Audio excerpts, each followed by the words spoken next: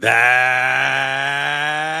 right. Bear down, Bears fans. It's time for a live edition of the Chicago Bears podcast, Bears Banter, powered by Second City Gridiron. Bill Zimmerman with you. We are excited to be doing this for the second consecutive year. Last year, of course, we did a live stream for the full 4 hours of the first round of the NFL draft.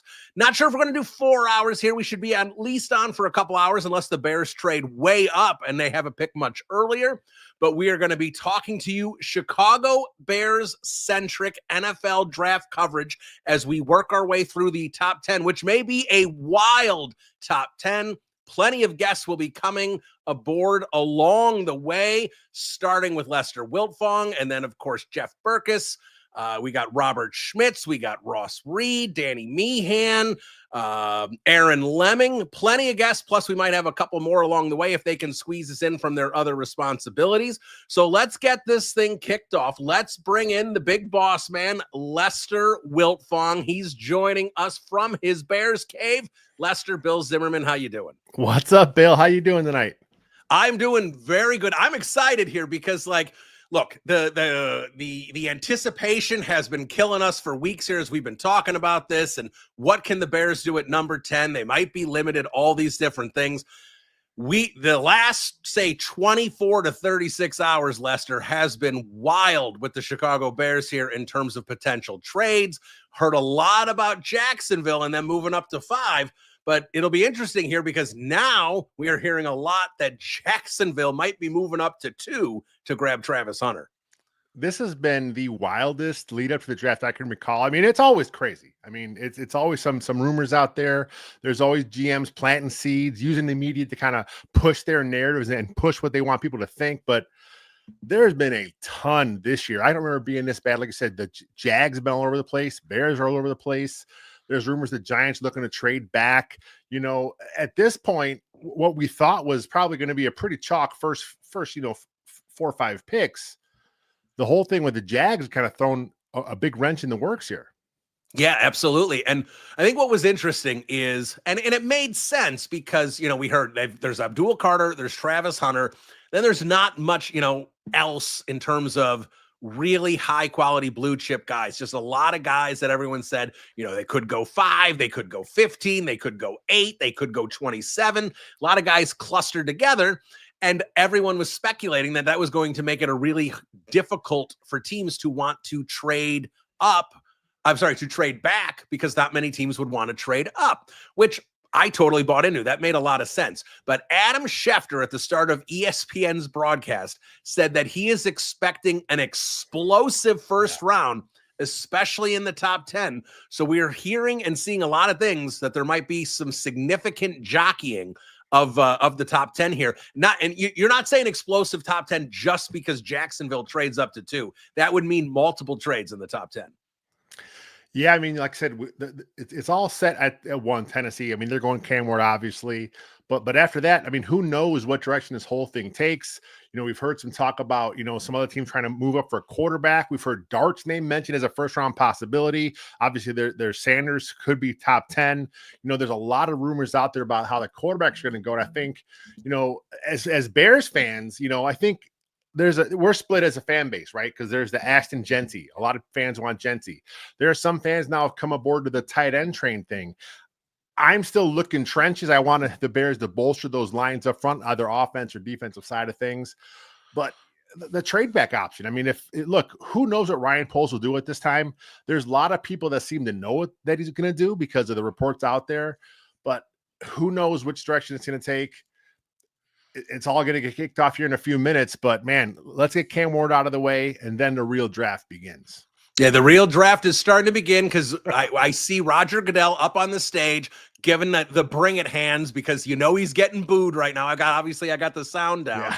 So we're going to see how this works. Now I'm going to bring this Diana Rossini because this is Bears related, even though it's not about the Bears.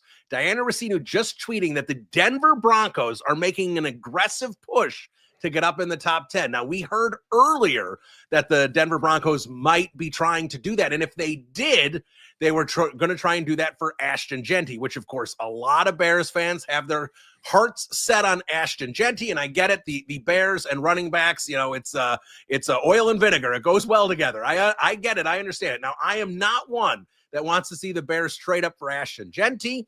I may just have to cope with it because that very well might be happening. But Lester, if the Broncos are trying to get into the mix, this could really mean that the Bears might have to give up more than maybe they wanted to if they are really looking to trade up for Genty. I've come to grips that the Bears may take a running back at 10, right? Trading up for a running back that the pundits say is such a strong class, which is, I mean, there are 4 or 5 guys that you can probably name that can kind of step in and start day one. I'm not sure how far and above Genty is above these guys, but look, if it's me, I'm not taking a running back at 10. I'm trading back if I can. I sure as hell is not going to trade up for a guy, giving up, future capital. But look, if the Bears make a move up, I mean, what does that say about what they feel they have? I mean, that tells you that Ben Johnson, Ryan Poles, they are sure this is a legit contender year one out of the gate. Otherwise, why trade up? Yeah. And that's the one thing. And you've seen some people talking about this, that, I mean, obviously the Bears need to build long-term. They are not trying to just go all in for a Super Bowl this year. But when you go after Joe Thuney, when you go after Grady Jarrett, and then you're hearing things about Ashton Genty, which, look, whether you love Genty or not, you're not drafting Ashton Genty expecting him to be the Chicago Bears running back in 2035. You're just not, unless he's some sort of Derrick Henry freak that can just play 11, 12 years at a high level. You're expecting, that's the whole thing with first round running backs, right? You get the 4 years, you get the 5th year option, and then in theory, you've got that, you've got the franchise tag. So you've got 6 good years of control of a running back. And after that, you're not really expecting to get that running back a second contract. It rarely happens with these running backs. So it's going to be more of a situation where if you're drafting Ashton Genty, obviously you're looking long-term because you're expecting to have a running back for several years, but you're not sitting there getting, we want Will Campbell to be our left tackle for the next 10, 12 years, like Darnell Wright. Like if you told me, do you expect Darnell Wright to be here in 2035? I would say it's at least a 50-50 chance, right? He's going to be 32, 33 years, or 2033 maybe, he's going to be 32, 33 years old and maybe be here for 10 years. That makes sense. So when you're going after Genty, there is definitely a short-term thought process here in terms of trying to get good right away. Like Ben Johnson is coming into this thing clearly with the expectation that they're a playoff team this year. Well, you kind of alluded to the money side of things, the contract side of things. I mean, you draft a running back that high with the slotted salary structure. Let's say the Bears do move up and they get Genty, at 2 with some of the speculation, or even at 5. He's right away a top 10 paid running back in the NFL, right? That price tag only gets higher from there. They have the 5th year option, which is going to be a pretty big price tag. The franchise tag at that point is a pretty big price tag. So even if you took it at 6 years, you're looking at one of the top paid running backs in the NFL, and you better get that kind of production out of him. I mean, look, I know the running backs are a devalued argument is all over the place.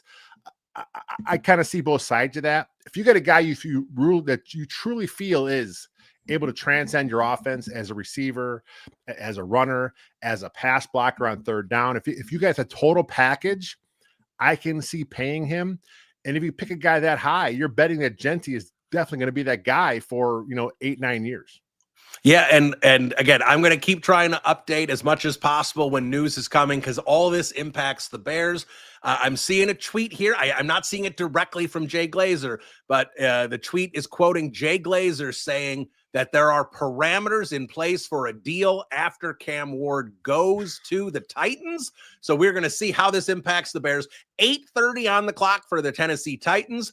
And Cam Ward's going to be the pick here. It's just going to be how long do they actually sit on the pick? That's what we were doing last year at this time, Lester, with Caleb Williams. We knew what the pick was, but the NFL doesn't want the pick to go in with 1 minute to go. They want to build up the suspense. They've got all their videos they want to do and set everything up. So we're just waiting for the inevitable Cam Ward selection here. But for the longest time, we're like, it's chalk, right? It's Cam Ward. Then the Browns are taking Hunter. The Giants are taking Carter.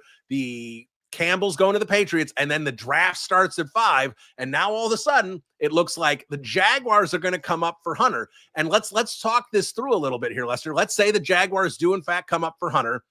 It may not impact 3 and 4 unless the Bears are thinking they need to get up above 5 if Genty is really that much of a target for them. And maybe the Patriots might be interested in trading down, maybe the Giants, who knows. But if it still goes Hunter and then Giants and Patriots make their expected picks, and the Browns are on the clock at 5, Lester, I just gonna put you on the spot here and ask you, what do you think might happen? Do you think the Browns stick and pick, maybe take an offensive lineman? Do they look to trade down with the Bears and get even more of a collection of picks? And that's where the Bears still come up and get Genty. So what do you think happens in that situation? Yeah, I think it's the latter. And I hope it doesn't happen because, like I said, I don't want to see the Bears shoot up. But, man, if you're Cleveland, that franchise is kind of a mess. I mean, they're still digging out of the quarterback problem they have there. You assume at some point they want to go after a quarterback. So if you can kind of trade back and then trade back again, accumulate picks, basically they're getting that haul package that Bears fans were talking about a couple years ago. If that's something that the Browns can do, they keep accumulating nice picks. And look, we heard where the strength of this draft is, right? A lot of pundits say it's late first, second round, maybe even into the third round. That is the sweet spot to find your guys that come in and play football for you.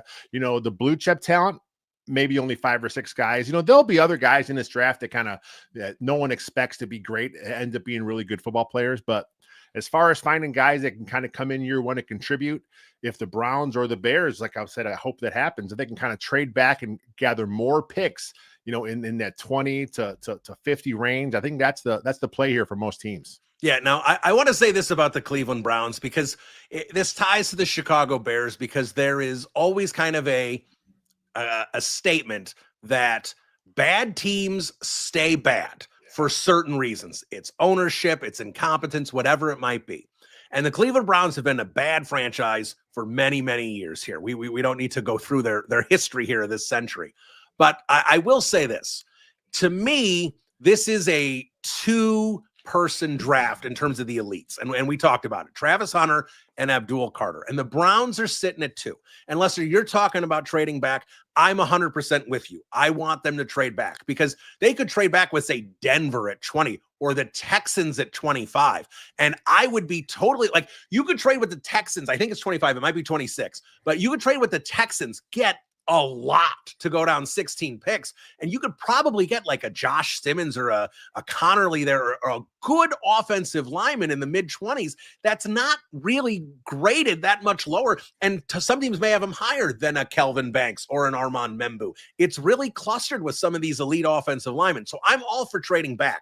But to go back to the Browns here for a second, when you are trading off Travis Hunter, who someone told me he has the skills at wide receiver to be Justin Jefferson. Forget quarterback. Yeah. That's wide receiver only. And that he's going to be Shohei Ohtani and go both ways, play 75-80% of the snaps, be a very outstanding corner as well. This is a elite unicorn. You're drafting 2 players. You're drafting an offensive and a defensive player. To trade off of that guy just to accumulate picks, I think that is a bad move by Andrew Berry and the Browns. Yeah, I mean, I agree with you. I mean, he is definitely one of the top blue chip guys in this draft. To kind of piggyback off what you said earlier about that Glazer tweet you saw, Mary Kay Cabot, who's a Browns beat writer, she's actually confirming that the Browns in heated trade talks to move down from 2. She specifically mentions the Jaguars as a trade that's going to come up from 5. Obviously, that's going to affect the Bears because we heard some talk about the Jags kind of moving up. Would the Jags be moving up for Hunter, or the Jags coming up to ensure they get Genty? We've heard Genty and the Jags linked as well too. So, the pick is in with the Titans. We're going to see the fireworks, pop off here really soon. Yeah, this is going to be fascinating to see what happens here with this number 2 pick. And while we are waiting for the Titans to select Cam Ward, because that is certainly what it's going to be, let's jump in the chat here for a second with Robert Gankars, if I'm pronouncing that right. All you need to do is look at the Bears' inability to stop the run after Big Bill got hurt. They need to add depth at the D-line. Let the door smack Pickens in the ass. I agree with that, Robert. I have not been a Pickens guy. I've been a huge critic of him. I was shocked that Ryan Poles was comfortable with him as the DT3 going into this year. So we're going to pause here for a second, Robert, before we address this, because Roger Goodell is at the podium. He is about to announce the first pick of the NFL draft for the Tennessee Titans. We expect this to be Cam Ward, the Miami quarterback, who, by the way, I don't even love as a number one pick, because he would have been like where Bo Nix went last year in this draft, but he is the guy that the Titans fell in love with. Cam Ward is the selection. He goes number one to the Tennessee Titans. The Cleveland Browns are on the clock, and we're going to see if they Sonny Weaver Jr. this thing and jump all over the board here. That's going to be fascinating. But Lester, let me get back to Robert here about adding depth at the D line. And we're there's guys like Mason Graham. There's a lot of D tackles that look good. And I know you did a mock draft with some of the other SB Nation writers, and you found a lot of talent at defensive tackle in the second round. Did you not? Yeah, I ended up going with Texas Alfred Collins. There were other guys on the board I could have took there. I just felt that with Collins's, build, like Robert mentioned, losing a big run stuffing guy like Billings really had that defense fall apart. So Collins kind of fits that mold. He has some pretty good quickness there through the gap as well. Real long arms, good hand use. This depth of this draft is really there for running back we talked about already, but also defensive line. And there are a lot of good defensive linemen. I think Jacob had, 7 or 8 guys like in his top 25 here. So there's a lot of guys that could be drafted at tackle.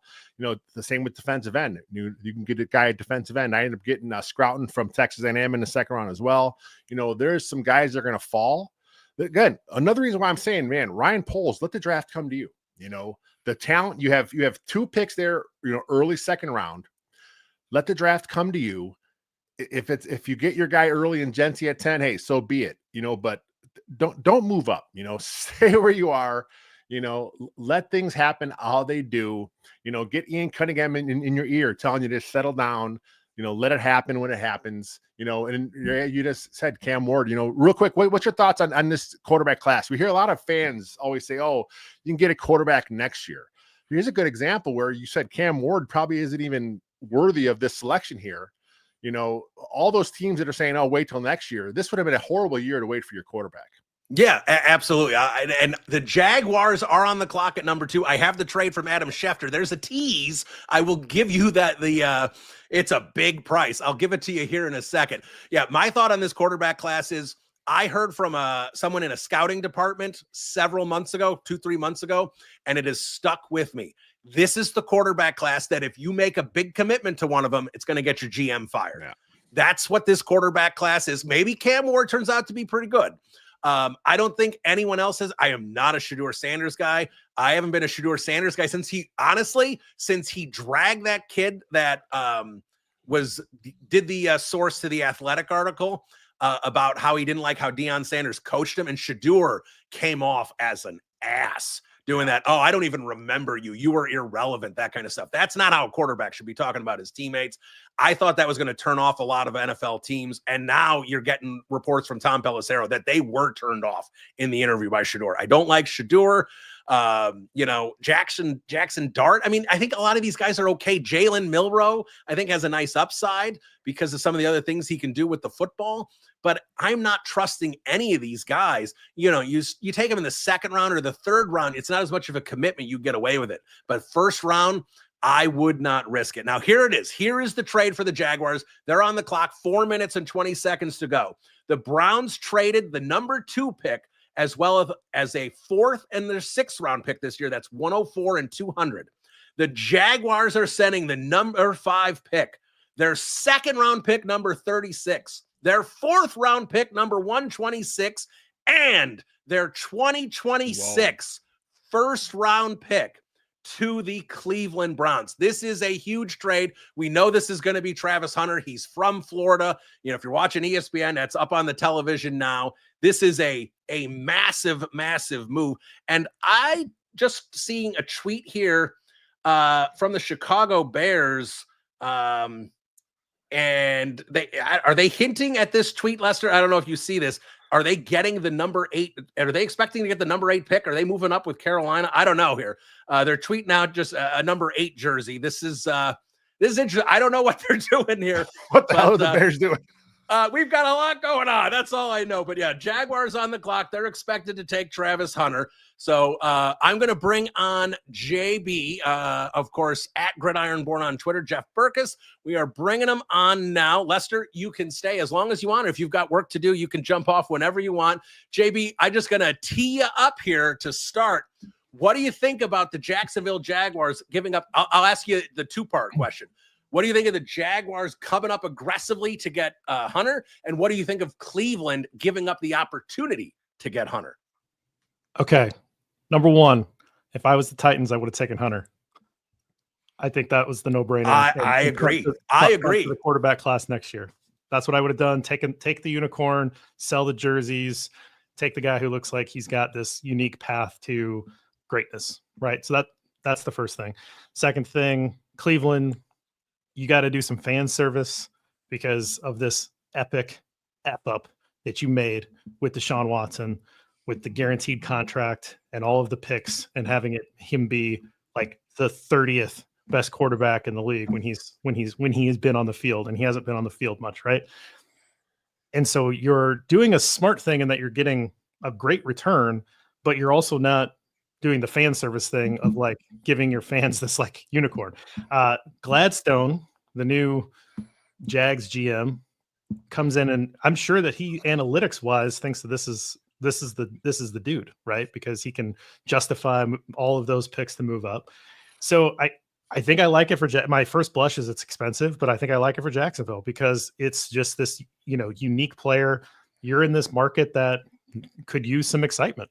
So why not get the guy that can play both ways and is going to be the draw that Shohei Ohtani is, like you mentioned. So I think I like it for Jacksonville more than I like it for anybody else, just because of how much I like the player. All right, Lester, I'm going to ask you this. With Cleveland on the clock at 5, I'm seeing a couple tweets here about how this opens the door for other teams to potentially move up to 5 here, that there could be some competition. I believe Peter Schrager hinted that the Saints might be interested in Ashton Genty. We've heard the Dallas Cowboys. I haven't seen much, but the Dallas Cowboys just keep kind of getting floated out there, obviously, as an Ashton Genty team. So do you think, I know you don't want the Bears to move up, but being for 36 hours, we've heard the Bears are aggressively trying to move up for Ashton Genty. Do you think this helps them, that maybe they don't need to give up as much, or do you think they maybe have created more competition for this? Yeah, I think maybe there's a little bit of them bidding against themselves happening here because, that's been the buzz. I mean, if the buzz was coming from someone leaking something, whether from the Bear side or from the other side, and it's true that they are looking to move up here, you said now there's competition because Cleveland probably is looking to move back again. They're kind of trying to. Peter Schrager says the phone lines are still open in Cleveland. They're looking to make another move. Yeah, so they're looking to go back. They have that out there to the world. If the Bears truly want Genty, now, like you said, now they have competition. It's the Saints. We heard the Saints mentioned a little bit. Cowboys are always mentioned. That's Jerry Jones. He wants a running back there. That would be a great marketing play for them. We also heard the Denver Broncos may look to move up to get it to the running back.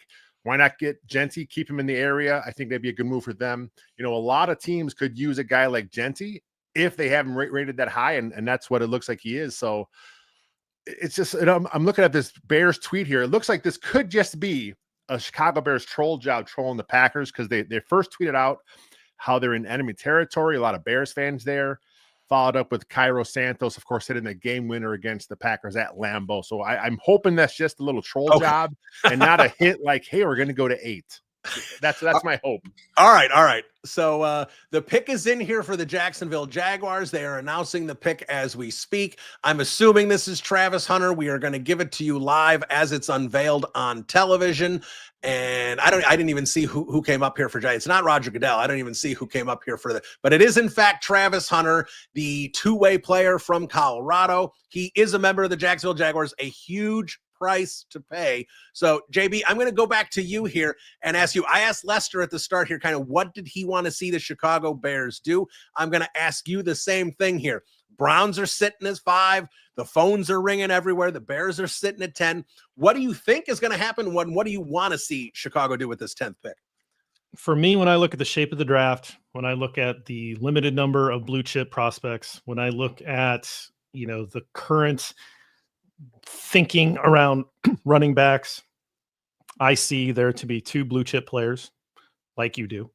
2 blue chip players at premium positions. We just saw one of them go off the board. The Giants are going to just go ahead and take the other one, Abdul Carter next. I assume that's just what's going to happen.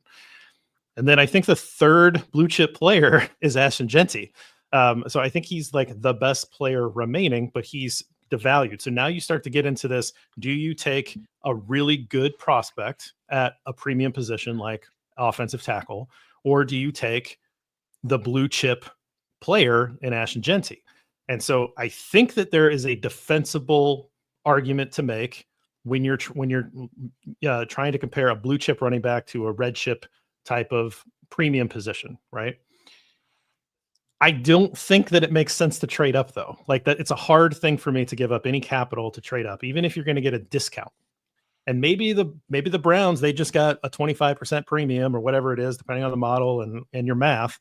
They just got a premium for trading out of 2 down to 5. Maybe they don't need to make a similar splash if they want to trade down again. I still just don't think that trading up from 10 to 5 for Ashton Genty makes any sense. And it's a deep class. So given all of that, even though the shape of the draft and the needs for the Bears RB1 is a need for the Bears. They don't have it. I apologies to all of you DeAndre Swift fans. No, don't apologize. They don't have one. He's not RB1. He's just not. He's RB2, and that's fine. And that's he's a well-paid RB2. And so they do need to come out of this draft, and I think they need to spend one of those picks at 39 or 41 on a running back. So for me tonight, what I would love to see is a trade back, even if they take a discount. But if they have to stick and pick, I would like them to spend that on the line. So like if Genty falls to 10 because of now this new order shaking up and you let the board come to you, much like he did let Rome come to him last year, then great. I can live with Genty at 10. I think it actually is fine. Like that's fine value. If they make a trade up to 8 with Carolina just to like try to beat out the Saints, I'll talk myself into it. I'll just say that. But I would rather stick and take a guy like Mason Graham if he's still there, or even just another defensive line prospect, because I think you need 8 guys in rotation, and the Bears do not have that right now. So that's where I'm at. I think those guys are harder to find later on, and I would rather add to the trenches. Not a surprise if anybody ever listens to our show. I did wear a Walter Payton shirt tonight, just in case they add Ashton Genty, because Bill, where would he rank in terms of running back prospects in the pantheon of great Chicago Bears running backs? And just as like a prospect that they are adding, where like you're asking, what do I think Genty's ceiling is if he hits it? Let's say you're drafting that the Bears draft Ashton Genty, and then in the pantheon of great running backs for the Chicago Bears. So you've got Red Grange, Bronco Nagurski, Beatty Feathers, going all the way back to the leather helmet days. You've got Gale Sayers, you've got Willie Gallimore, you've got Rick Asaris, you've got all of these historically really great running backs, and then of course you've got Walter Payton, you've got Neil Anderson, you've got some guys that were good prospects but busted out, right? Or guys that were at least drafted highly. I don't know how good of a prospect they were. You've got Matt Forte, who was an overachieving second round pick. Where would Genty be in that pantheon? It's a good question. And look, here, I think Ashton Genty is going to be a very good running back. I don't know if he hits like Hall of Fame caliber. I think he'll definitely be like a Pro Bowl caliber. Hall of Fame caliber for me for running back also, it depends on longevity. You kind of have, to me, unless you're really special, you got to hit 10,000 career yards before the conversation starts. I don't know if he's going to last that long. I have concerns about Genty's tread with how, he's already taken a lot of carries in college. Boise, he averaged 31 touches a game his last 10 college games. Like, he got used a ton. So there's my concern there. But I do think Genty has the potential, if he's a Chicago Bear, especially with Ben Johnson's offense, he has the potential to be a top 5 Chicago Bear running back of all time. And that is elite class. That is putting him, just below Grange and Nagurski, and kind of right there with the Matt Fortes of the world. So, unless you really want to go with like Feathers, things like that. So I think Genty has an excellent chance to be here. I just don't like giving up the extra capital. I've kind of come to the agreement, the cope, that I will be okay with running back at 10, but I'm not a fan of them having to trade up for one. So let me update this. The Giants did in fact go chalk for their pick. Abdul Carter is the selection. He's hugging his family. He's excited. He's all decked out there for the draft. So this gets a little interesting with the Patriots in case the Bears or someone like that is trying to come up in front of Cleveland to take a preferred guy. Patriots most likely taking Will Campbell. The betting markets, if that's something you're looking at, is something that has had Will Campbell as an obscene heavy favorite for several days now. That really hasn't been up for discussion. So Lester, let me jump back to you. I don't know how much longer you want to stay on the stream. Do you want to try and stay through the 5th pick? But let me ask you the same question that JB asked me, because I like it. If Genty is a Bear, where do you think he could rank in terms of that pantheon of Bears running backs? Yeah, that's a good question. I mean, obviously Walter Payton is the guy. He's the greatest of all time. But is he going to reach Hall of Fame level? Is he Gale Sayers? Is he a good Pro Bowl guy? It's like a Matt Forte. That's a hard question. I mean, to me, it's the tread, right? It's the tread on the tires. He has a lot of wear and tear from Boise State. Is he going to come in and is he going to be used like a bell cow? We kind of saw what happened with Ben Johnson's office in Detroit. He kind of wants to have a couple guys share the load, which I think is how most teams these days want to go, unless you have just that elite talent that you never want to get off the field. And if Genty's that, I mean, is he going to give you 6-7 solid years to where he can get to that level where he's making multiple Pro Bowls, where he's actually pushing for 10,000 yards, like you said? That's a tough question, but the ceiling's there, right? I mean, if he is who people say he is, and I've seen him comp to LaDainian Tomlinson, I've seen some comp him to Walter Payton, which I'm like, that's blasphemy. But you hey, can't do that. You can't do that. It's out there. I've seen it out there from some of these analysts. But yeah, I mean, if he's LT, if he's LaDainian Tomlinson, then I guess there really is no cost. It's too much to get that guy if he brings that kind of skill set to your offense. Yeah, look, I'll say this: if Ashton Genty matches LaDainian Tomlinson's career, yeah, I don't care what draft picks the Bears ended up giving up. I just think that is a tough ceiling to hit. And I just want to say this, JB. I don't know if you were watching the television there as they were going through Travis Hunter highlights. They're doing Abdul Carter highlights right now, and he's an impressive player. I was a big fan of him as well. The Travis Hunter highlights, that's like a video game. I mean, you're watching him like not causing fumbles, ridiculous interceptions, coming up for jump balls as a wide receiver.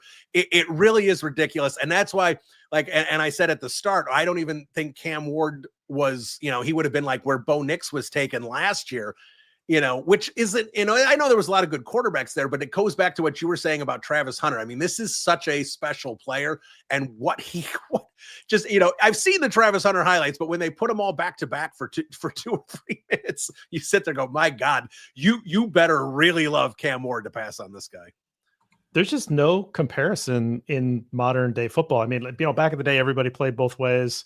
I'm sure that Jack, our colleague Jack, could have a list of the greatest two-way players of all time. It's probably Sammy Baugh. I don't really know the answer to that question, but in modern NFL, sure, there are some guys that have played both sides that they've had limited snaps on both sides of the ball or something, but not like this, not like what this is going to be. I think this is just.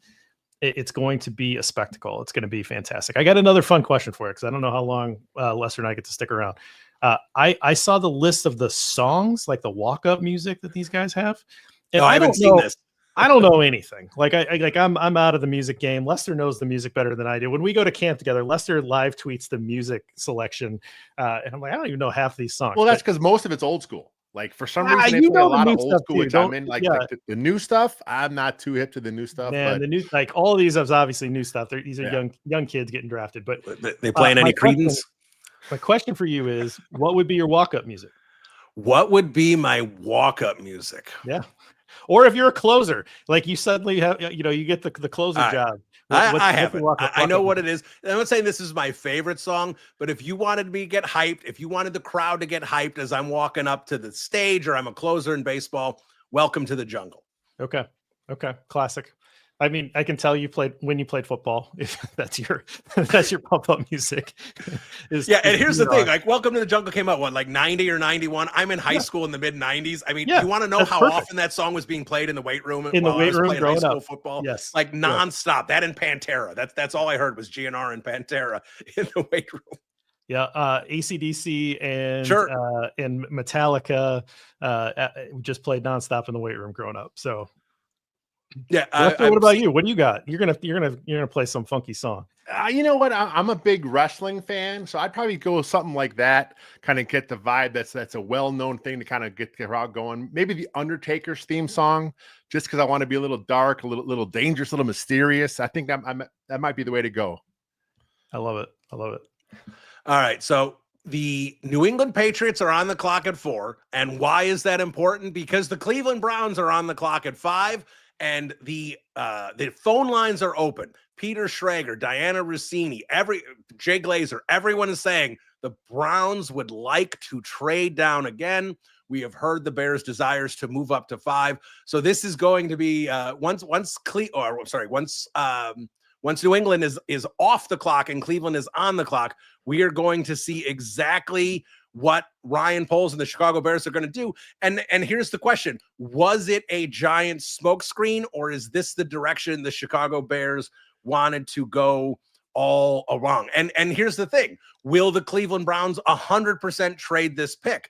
That's a question we need to have answered. You know, there was some speculation in that maybe 5 o'clock Chicago time hour coming out from some of the people I trust saying that Cleveland may want to stick and pick offensive line.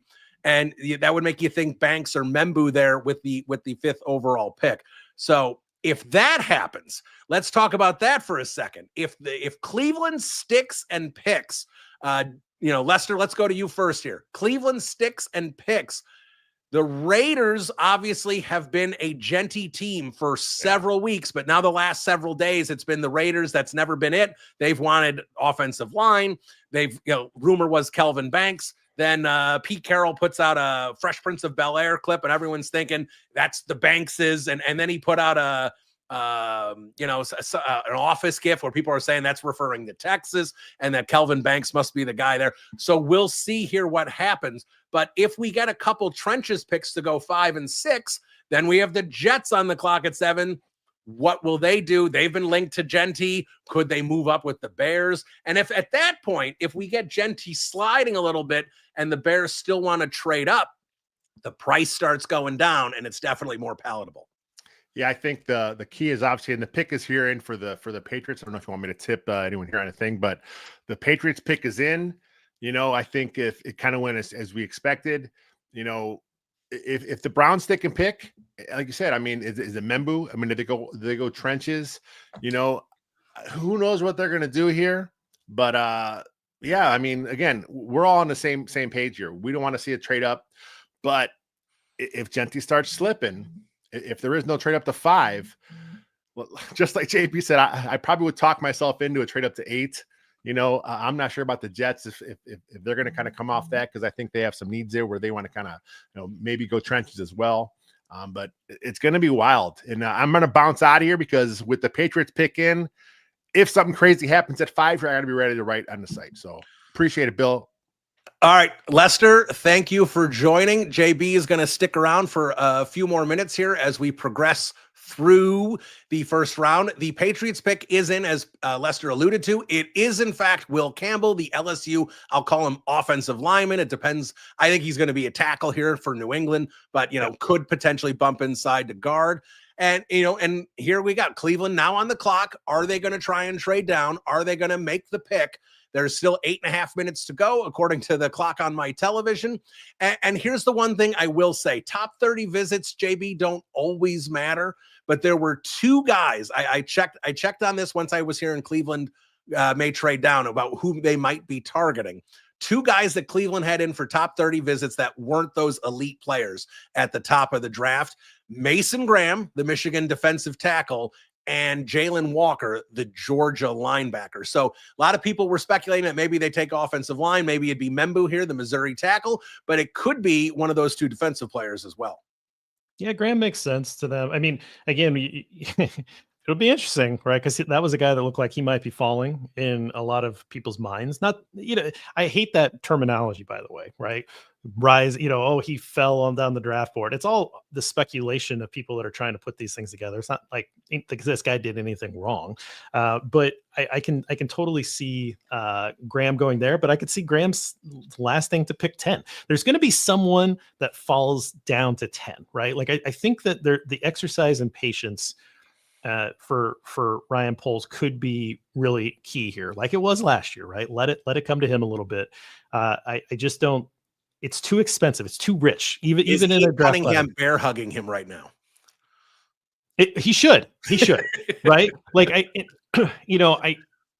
you're referring to some of the draft clips last year where Ian Cunningham had to kind of walk him right back because he wanted to trade up for Odunze. And I will say that the Bears have to approve all that, right? They have to feel good. Like, Ryan Poles had to feel good about whatever was released. It was the Bears' own footage that they let out there, right? So, how serious was it? Was it just like a conversation? And, was he really going to do it? Who knows, right? I think Poles takes some lumps, and it may have just been kind of a fun moment, particularly when you look at Ian Cunningham's face, like, what the hell are you talking about, dude? Like, no, don't do anything. Stick with it, right? So that's where I'm at right now. I think Cleveland sticks. I don't see anything yet, but oh, okay. Now I've seen it. The Browns pick is in. They have not traded. They have stuck. We're going to find out who they took in a second. I'm also going to bring Ross Reed onto the program here. If you guys aren't familiar with Ross, you probably are because he's pretty popular on social media, especially on Twitter. But Ross he's been on plenty of shows in the past, but he is now an official member of Second City Gridiron, the Mac and Reed show. We are really excited to have him on. So before we get to the fifth pick here with the Cleveland Browns, Ross, hello, and great to have you aboard and part of the Second City Gridiron family. Appreciate it, Bill. Look at you fine, handsome gentleman tonight. Good to hang out with you guys. I'm happy we haven't traded a pick so far. So that is the most I'm excited about right now. Of course, in being a part of the Second City Gridiron family. All right. Yeah. So Ross, I'm going to ask you here. We're going to go back to you here, and then we'll go back to JB about kind of what you're hoping for here at 10. Will Campbell, obviously off the board now at 4. The Cleveland Browns pick is in. We'll give it to you when we have it, exactly who that person is. But now the Raiders are at 6. Maybe they are, in fact, the Genty team, or maybe they are Kelvin Banks. We've seen both there.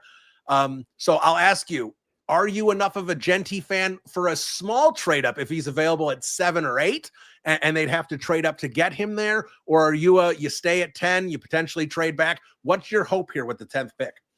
You know what? I think that now that we're past 5 and you get into 6, 7, 8, 9 range, it's a little bit more palatable if they do trade up and they go after Ashton Genty. I think that's their guy. I think that's their guy that they've wanted this entire draft process. Ben Johnson being a first-year head coach, what he's done with Jahmyr Gibbs in the past, I think he wants to run a lot of that explosive off defense, and he wants to run back to do it. DeAndre Swift just isn't that guy. And so I think if more than likely they're still going to have to part ways with one of their second-round picks, but I think if you can maybe recoup a third back, I feel a little bit better about that, and that's a little bit more palatable than them moving up all the way to 5, which was a hypothetical situation even 90 minutes to 2 hours ago. Yeah. All right. So JB, let me ask you this, because I just brought up the charts, and it's the Jimmy Johnson chart, which is the only one I use for NFL trades. Because whenever I look at trades that the NFL teams do, and I haven't done the points there on that massive trade for Travis Hunter, but a lot of times it lines up with Jimmy Johnson. So the Bears at 10, that pick's worth $1,300. The Jets at 7, that pick's worth $1,500. So, if the Raiders aren't taking Genty and you get to the 7th pick, now you're talking about a 200-point difference or less. The Bears pick at 72 is $230. So if Genty gets to 7, 39 and 41, in theory, should be coming off the board and staying with Chicago. That should not be a trade they have to make. Could be 72 and someone maybe kicks in a 6th-round pick or something like that. But where are you in terms of a palatability level and in terms of a trade if 39 and 41 do not have to go anywhere? Yeah, I feel like a huge relief that Cleveland just put in a pick here. So maybe that speaks to my comfort level of what trading up to 5 was, because I've been sweating it all day. And maybe in some private chats, I have been really nervous given the preponderance of conversation about trading up to 5. So I think anything 7 or lower, I'm going to be able to talk myself into. I think that's the reality. I still would rather stick at 10 and see what's there. And I still think that it's a deep running back class. No one gives you what Genty does, but there are some guys that can absolutely play good football for you right away. And you do have the luxury of those 2 high second round picks going into tomorrow. So even if you do miss out on him, maybe the Raiders take him or whatever, you still have that opportunity. So I'm not totally worried about losing out on Genty, but I feel so much better that they're not going to trade up to 5 and they're not going to trade up to 6. All right. So the 5th pick is in. It is Mason Graham. It's not offensive, but it is trenches. They take the Browns take the Michigan defensive tackle. And as I mentioned right before Ross came on, he was one of their top 30 visits. So that does make a tie a little bit. Now, I'm not one to tip picks and move forward. We'll do the picks as they come across the television, but I'm tipping this pick according to Jordan Schultz. The Raiders are selecting Ashton Genty. I think that's worth tipping. That gives us more time to talk about the 10th pick. Ashton Genty is off the board. That to me means there is absolutely zero reason for the Chicago Bears to trade up to 7, 8, or even 9. Let the board come to you. They did not go up and get Genty, Ross. So with Genty off the board here, maybe offensive line is still there. I haven't heard the Bears tied to Membu at all, but I have heard the Bears tied to Banks several times. And the other names is Tyler Warren and Loveland. Again, another Michigan product, the 2 tight ends. So let me ask you, Ross, if it's Banks versus the tight ends, what do you think the Bears would do? What would you want to see the Bears do? I think they're going to go Coulson Loveland if they stick at 10, and they're going to pick the tight end, and they're going to stick with the weapon to add on to this offensive repertoire, and then seek a left tackle probably at the top of the second round. Obviously now we're probably feeling good about the fact that they're going to stand pat. They could theoretically come back up into the late first round by using one of their second round picks and packaging it with something else if they want a guy like Josh Simmons at a later point. But I think at this point, I'm leaning slightly towards them drafting Coulson Loveland, but it's really close to me with Kelvin Banks Jr. I think that's a guy that, especially when you see him move athletically out there, he does tend to fall down a lot, but I think what he does out in space would be really interesting for Ben Johnson in that offense. Yeah, and all right, so we'll do a quick reset here. If you're joining us and you haven't been able to see what's happened so far in the draft, the first pick of the draft, Tennessee Titans, Cam Ward. Second pick in the draft, the Jacksonville Jaguars came up at that point and took Travis Hunter, a huge trade. Third pick of the draft, the Giants did stick and take Abdul Carter. Fourth pick was, in fact, Will Campbell from the Patriots. Fifth pick, Mason Graham, the Michigan defensive tackle, goes to the Cleveland Browns. And the 6th pick is now up on the television, but it is, according to Jordan Schultz and now other reports, Ashton Genty. So we are going to be looking at a situation here where 7, 8, and 9 are going to really determine what the Chicago Bears can do. I know you said you think they might take Loveland. It's going to be interesting here, Ross, because I've been talking a lot about left tackle, and we'll see if there's a left tackle available at 39 or 41 if they don't take one here. But I understand there is a desire to get as good as you can get this year. And I was talking about it with JB earlier and Lester earlier, the signing of Garrett, the signing of the trade for Tooney. I mean, these are 30-plus-year-old guys. That makes you think that the Chicago Bears want to try and make the playoffs this year. So trying to get as much of an impact player who can help you on the field this year would be beneficial. But at the same time, I look at this offensive line, and I expect Darnell Wright to get an extension. I'm sure the Bears expect Darnell Wright to get an extension. They just got the 3 new guys across the interior. Darnell Wright's going to be making $25 million a year when he gets that extension. That's just what the going rate's going to be for a guy of his services. The other 3 guys are making roughly average $16, $17 million a year. You do not see good teams paying 5 offensive linemen. And I bring that up because, of course, Braxton Jones is a free agent at the end of this year. Karan Amagaji, and I don't care how many times a coach or a GM or, anyone I talk, you can't look at Karan Amagaji's performance in December. He didn't have a training camp. He was injured, this, that, and the other. And I said he needed to redshirt. But regardless, that guy you saw in December is still where he is right now. So a year from now, can you sit here right now as you are on draft day 2025? Can you sit here and say a year from now, I'm comfortable with Karan Amagaji being my starting left tackle? To me, you can't. And at that point, then that means the Bears have to go out and pay a left tackle because they're, trying to just say, we'll find a left tackle that can start, especially if the Bears win 10, 11 football games and are picking 20. We're just going to find a starting left tackle in the draft no matter what next year. That's not going to be how they're going to approach this. And if you don't get a left tackle now, you are going to be in a situation where you might have to go and find someone who could play left tackle for $7 or $8 million a year. And that's in a really bad spot. And Ryan Poles and Ben Johnson understand that. I'm confident. So I've been talking about this for weeks on my podcast. I sit here and go, if they don't come out with a guy that they're confident can be the left tackle in 2026, even if he's their swing tackle or whatever in 2025, and it doesn't help the team this year, it's still something you really have to consider because you are going to be in a desperate spot for a left tackle a year from now. Completely agree with you. And I'll take it a step further. I'm concerned about the left tackle position even 4 months from now. Braxton Jones, as we've already heard, is not going to be completely healthy starting training camp. And they want him to gain more weight. And to me, as a fitness guy, I hear of a person that's not healthy. He's got injuries in the lower body. And then all of a sudden you want him to gain weight. That's a huge red flag to me. That speaks to me as a guy that is going to have some troubles when training camp comes around in August, is going to struggle to be ready to play week 1. And then you talked about all of the long-term commitments that come associated with that. I think Braxton Jones is a very fine average tackle, but do you want to be caught up like the Steelers did this year, right, in the offseason, paying average to below average tackles $20+ million a year? I completely agree with you. There's so much money already stacked on that offensive line, and there's a little bit of an age factor as well. You're going to have to get younger, hopefully at least at your bookend spots. You've already got Darnell right there. He's going to be awesome, but they're going to have to come away with a left tackle at some point in this draft that they can trust after this season to be their starter, hopefully for the next decade. All right, well, let me ask you this about tight ends, because I know you said you think they were going to take Loveland.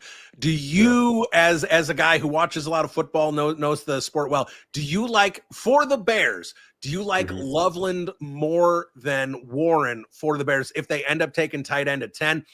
I'm kind of torn here. Like, I have a hard time. Like, I think I keep switching about 2 or 3 times a week as to which tight end I like better. They seem to be tied. So if they do go tight end here, whichever one they pick, I'm going to be okay with that selection, because to me, Loveland pairs better with Kmet on the field at the same time, because Kmet's kind of that true Y. Loveland kind of I think is more of that true move tight end, that true U, where you can kind of pair them better together. But at the same time, I kind of sit there and go, Warren's a player that individually gives you more flexibility because he can be in line. He can be relied on blocking more, which my whole thing with Matt Nagy was always that the personnel was dictating what they were going to do. Like, if you were just a casual football fan and you looked at the Bears personnel, you could probably figure out if it was going to be a run or a pass most of the time. Ben Johnson, that is not something he does not like personnel predictive, lineups. So when you sit there and say you could have Tyler Warren and Cole Kmet on the field at the same time, there is no tip in terms of run or pass, where there's probably more of a tip for Loveland. But at the same time, Loveland as a pass catcher, I think you have a lot higher of a ceiling in terms of who he could be. Could he be an 800-900 yard, maybe 1,000-yard guy from the tight end position, which is something the Bears haven't had very much of. And that's why I lean towards Loveland. More explosive athlete, a guy that is going to get a little bit more vertical than Tyler Warren. He's also a younger player than Tyler Warren is, right? Tyler Warren, 23-year-old rookie coming in, who only really had 1 year of production. I like the fit better long term for the Bears with Loveland. And I don't really, as much as I hate to say it, I don't really associate Cole Kmet as a future of this team. I don't think he has much of a future on this Bears team. He maybe has, I'm not sure off the top of my head, when they can get out of his contract. It might be as soon as after the end of the season. But I think a guy like Loveland will be more of that classic, move around tight end that Ben Johnson's looking for, really in the mold of what he had in Sam Laporta. Sam Laporta had 86 receptions his rookie season, over 800 yards and 10 touchdowns. And I think and that's with Jared Goff. Now I think if you are able to pair that with a guy like Caleb Williams, who all of a sudden has DJ Moore and Roman Dunze outside of them, I think you can get a really explosive mismatch in the NFC North. It's going to be really tough for those teams to match up against. Yeah, and here's what I'll push back a little bit on the Cole Kmet thing. If they draft tight end here, I do agree with you. I don't think Cole Kmet's ever going to see another contract in Chicago. But at the same time, with the tight end on the rookie deal, and I understand maybe Ben Johnson doesn't like Cole Kmet, and like you're right, and he's gonna vacate in a couple years when the money's palatable.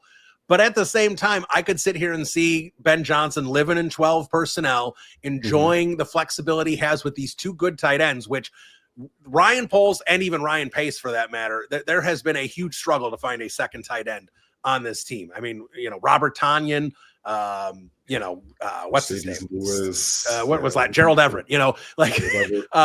These guys, they haven't panned out at all. So having two good tight ends, because it's certainly not. Pick is in for the Jets, by the way. We're going to give that to you in a second. It certainly would be nice to have it. And then basically when Cole Kmet's contract is expiring, if this other tight end does develop and does a good job, it gives you, then you can pay that tight end and let Cole Kmet walk and go from there. So Roger Goodell is at the podium. He is announcing the New York Jets selection. This is going to be definitely impacting what the Chicago Bears do. It could be Tyler Warren. It is, in fact, Arand Meu, the Missouri offensive tackle. That is excellent for the Bears because as far as I know, the Chicago Bears had no interest in Arand Meu. I had Courtney Cronin on the podcast a couple weeks ago. She basically hinted that she did not think the Bears were going to be interested in Meu. Of course, he's only played right tackle, and that's where Darnell Wright's been. One of them was going to have to move to the left side. The reason I say that's big for the Bears is we've heard some rumblings that Kelvin Banks could be a guy they are interested in. If the Jets were going to go trenches there, Kelvin Banks, of course, could have been a guy they taken there, but they do take Meu, Ross. So with 8, 9, and 10 to go here, Warren, Loveland, and Banks are all still on the board. I know we've heard some Michael Williams as a possibility there, the Georgia edge. But if we think the Bears are going offense, we've got Banks and the two tight ends. One of them is guaranteed to get to the Bears here at 10. Yeah, absolutely. So, I mean, Genty aside, right, this is actually falling out as where the Bears want it, and that's a good thing. So, they are able to keep all their picks now. I still think they'll address running back in the early second round. So I'm not concerned about that. Maybe it's a little bit later with a Caleb Johnson type of guy. But yeah, even to touch back on your Cole Kmet situation, after the season, they could theoretically get out of his contract, and it's only about a $3 million cap hit. So, that would be something to keep an eye on if they do decide to take a tight end here coming up. Shout out to Arand Meu too.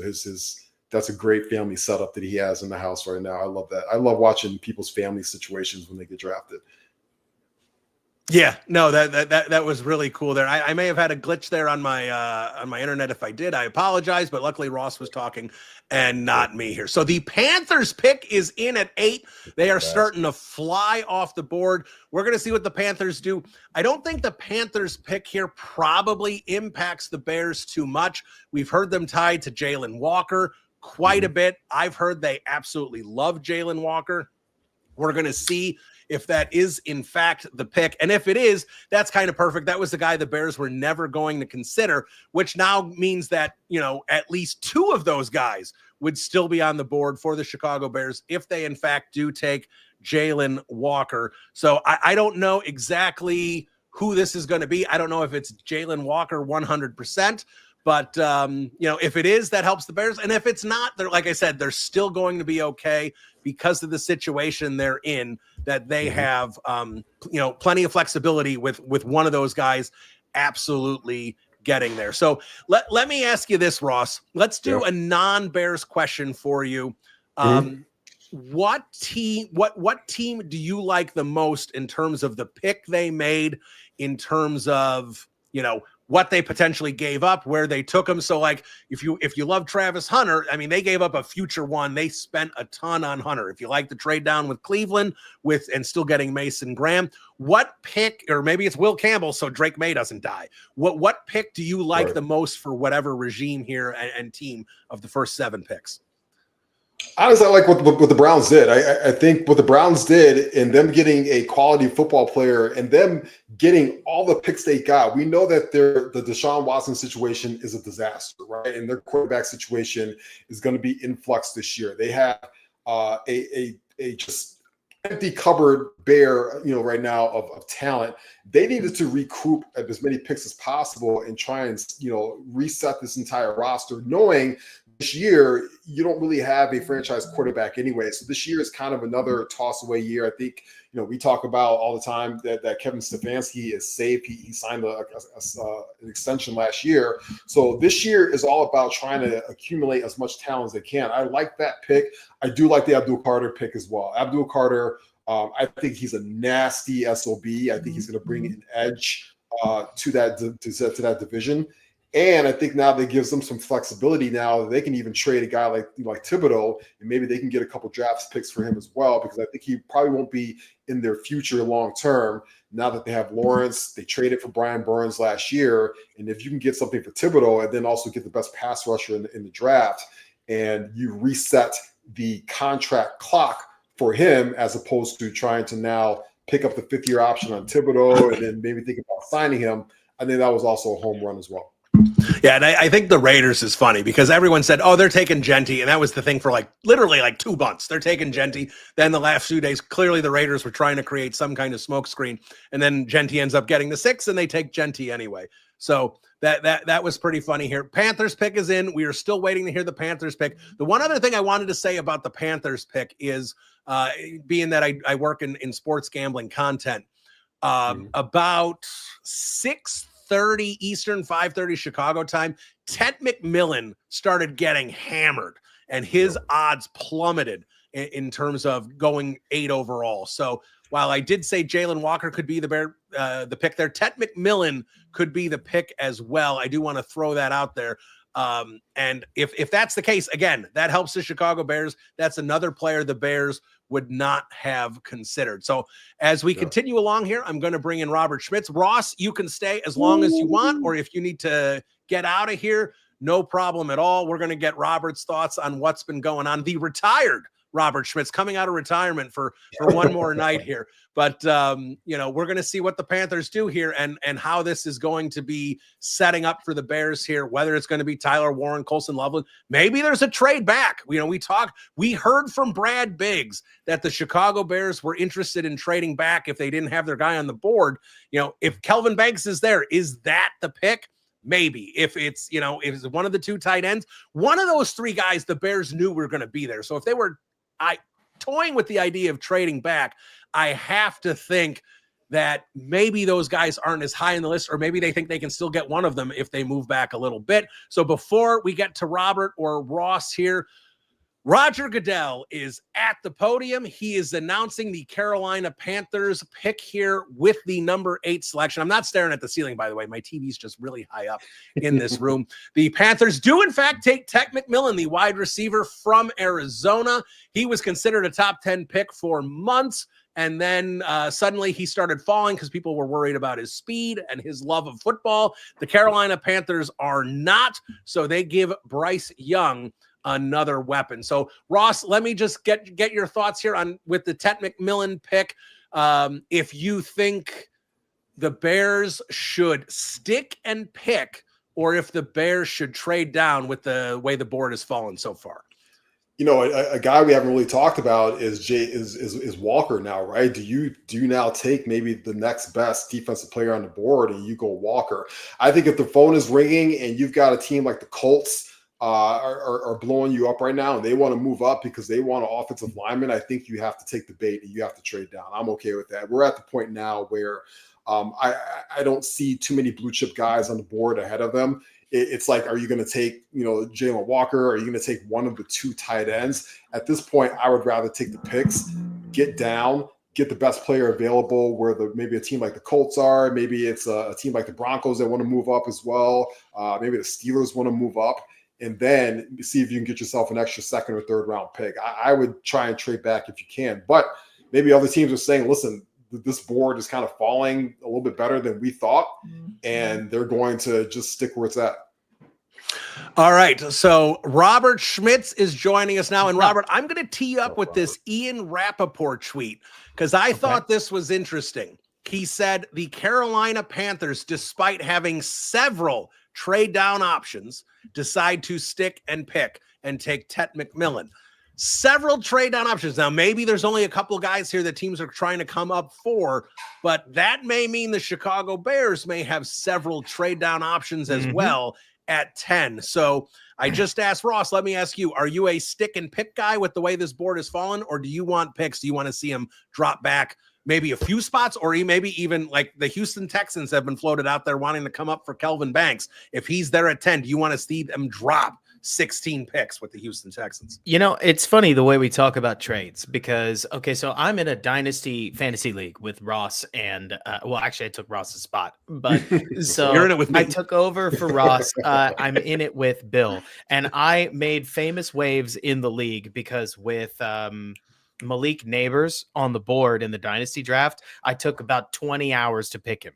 I say this because I was trying to work out a trade, and Billy, I had 3 people I was talking to, and none of them met where I was at. And I say this because the Bears don't trade up. They didn't this time. That doesn't mean they didn't try. It just may mean that the max of what the Bears were willing to offer was never good enough for what the teams felt like they were getting. And honestly, if that's the case, then for all of my own fretting about the Bears being really willing to trade up, you know what? Way to have your price. At the end of the day, sticking to some element of value is really fun. I've done so many pre-draft exercises where I wasn't allowed to trade back that I have not been asked this question in a long darn time. I would love to trade back. I mean, I think that what I want for everybody is a trench player. Pretty much anybody but Tyler Warren, if I was going to be very explicit. But so to Ross's point, whether that's Walker Nolan, Derek Harmon, Mykel Williams, to name 3 defenders, or Kelvin Banks, I think he's still on the board, Josh Connerly, I think that's his first name, or maybe one of the guards, maybe one of them. If the Bears have their eyes on a trench player, then great, take him. If not, Bill, falling back a couple spots and still taking a really solid trench player absolutely appeals to me. I think this Bears roster needs second level depth, and a lot of it. I think they need that extra edge rusher. I think they need that 6th offensive lineman. I think they need that extra receiver. I think they need that developmental tight end. But I don't know that they needed an impact player if Genty didn't fall into their lap. He didn't. That's the draft. Right. So if it was up to me, I would fall back a little bit. But I love the fact that the Bears didn't get way over their skis. It's too bad to miss out on a player like Genty. I don't want to pretend like he doesn't have value, but past certain point, I mean, come on, Bill, am I allowed to just say the guy who plays the board the way that a lot of the nerds want to play the board just boat raced the Kansas City Chiefs in a Super Bowl? This is kind of the year of acting like the blueprint is the blueprint, right? Even if we get plenty of Kansas City Rams Super Bowls that throw that and shake it upside down and stuff the nerds back in their locker. You know what I mean? Yeah, absolutely. And yeah, look, we were talking plenty about Ashton Genty at the beginning of the draft, the live stream here, because of the fact that the Bears fans wanted him so much. But again, for a lot of us who didn't want to give up additional picks, we were all pleased that the Bears, held their ground and didn't trade up for him. And now the Saints pick is in, and I know Roger Goodell is going to be up here in a second to announce it, but I'm just going to say I saw the pick. It is in fact Kelvin Banks. So the Chicago Bears, if they pick here, they've got Mykel Williams, who is the Georgia edge, as a guy we've heard that they like a little bit, but the tight ends are the big thing here with Tyler Warren and Coulson Loveland. Another interesting thing I'll say is that the Indianapolis Colts have been rumored to want to come up for one of these tight ends. for a couple weeks now, and that could be where they do a small trade back. Maybe they can pick up, I haven't looked at the charts. Maybe they can pick up about a 3rd round pick or so, Ross. So let me ask you this here before you can go on your way and enjoy the Bears pick with your whiskey or whatever, your scotch, whatever you're going to be having here tonight when the Bears make this selection. I know you said you like Loveland over Warren, but at this point now, we know it's going to be probably tight end or a trade back. What do you want to see? Do you want to see the Bears trade back? And if you do you want a small trade back, or do you want a big haul and try and move back? Now, again, the Texans are probably off the board, but we've also heard other teams from the early 20s might want to come up early to take a quarterback as well. At this point, I'll take the big trade back and hope that you can get a guy like Hampton to fall into your lap at that point. If you can get a guy like Hampton and get multiple picks to help bolster the offensive line, the defensive line, I would 100% take that over drafting a tight end here, 10th overall. Not that I would be completely disappointed in the tight end pick. Like I said, I like Loveland. I'd be okay with Warren, not as much, but I would definitely take the haul. All right, so the Chicago Bears pick is in. This is going to be fascinating. They did not trade back. The Chicago Bears have made their selection at 10. We are going to see what it is. Robert, do you have a preference? Have you watched Tyler Warren or Coulson Loveland much? If it's going to be one of these tight ends, do you have a preference? I know Ross mentioned earlier that he was more of a Loveland guy because of the higher upside as a receiver. I tend to lean that way as well. But the one thing I did say is if it's Warren, that gives you less predictability. If you've got 12 personnel with Loveland, you're probably passing. But if you've got 12 personnel with Kmet and Warren, doesn't really tell you what you're going to do.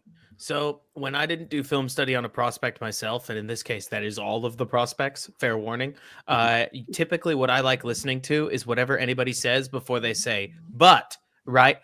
So that's Dave Montgomery's a little slow, but Justin Fields, sometimes he struggles to process. His delivery's a little long, but, and then whatever that is, typically, that's a lot of honesty. And in Tyler Warren's case, people have said he doesn't really separate, but he's not a very good blocker. And a lot of his production was schemed up for him. And that kind of player doesn't interest me near as much as Coulson Loveland, who, if in worst case, he's the next Evan Ingram, I can live with it, right? At least when we're talking about drafting a weapon, that is a weapon. But honestly, with just the culture that Ben Johnson's coming from, there is a sinking feeling that I have that they like the physicality that Warren plays with. My younger brother described him as, it's like watching the Terminator. So if that's the case, hopefully he proves me wrong. I'm just waiting. I'm watching. Are we synced up live to where they're presenting right now? Yeah, it's Lauren Rutledge and again, the sound's off. I don't know what's going on. Lauren Rutledge and Colleen Wolfe are up on the stage. I guess they're promoting the schedule release when that's coming out. That's always going to be out in like the 3rd week of May. They had to do it on our pick, right? The Bears. Yeah, right now. So the Bears pick is in, and we have to sit here and get promotion as to when the schedule release is going to be. The Packers and Bears will be on Sunday Night Football. All right, boys, I'm out of here. Catch you soon. Have a good night. Ross is out of here. He is going to celebrate the pick because I have a feeling, ladies and gentlemen, that Ross called this about what the Bears were going to do. I think he had it right. I think they may have taken a Michigan tight end and not a Penn State tight end. So we're going to see what happens here, Robert. But this is getting really interesting with the Chicago Bears here. And here's the one thing I'll say. I think there's probably a lot of Bears fans that are disappointed that Ashton Genty is not a Chicago Bear, especially the fact that he came to 6 and that the fact that the Bears maybe had a possibility with how much they were talking about going up to 5. Now, we don't know if they would have had a chance with Cleveland. They may have called Cleveland, and Cleveland said, no, we are staying at 5. We're not risking. We want Mason Graham. We're not risking him going down to 10. We want a disruptive defensive tackle to pair with Myles Garrett and just wreak havoc on quarterbacks across the league. That makes a lot of sense. But at the same time, maybe they could have come up and taken Ashton Genty. I didn't want him to do that. I did not want him to give up extra picks.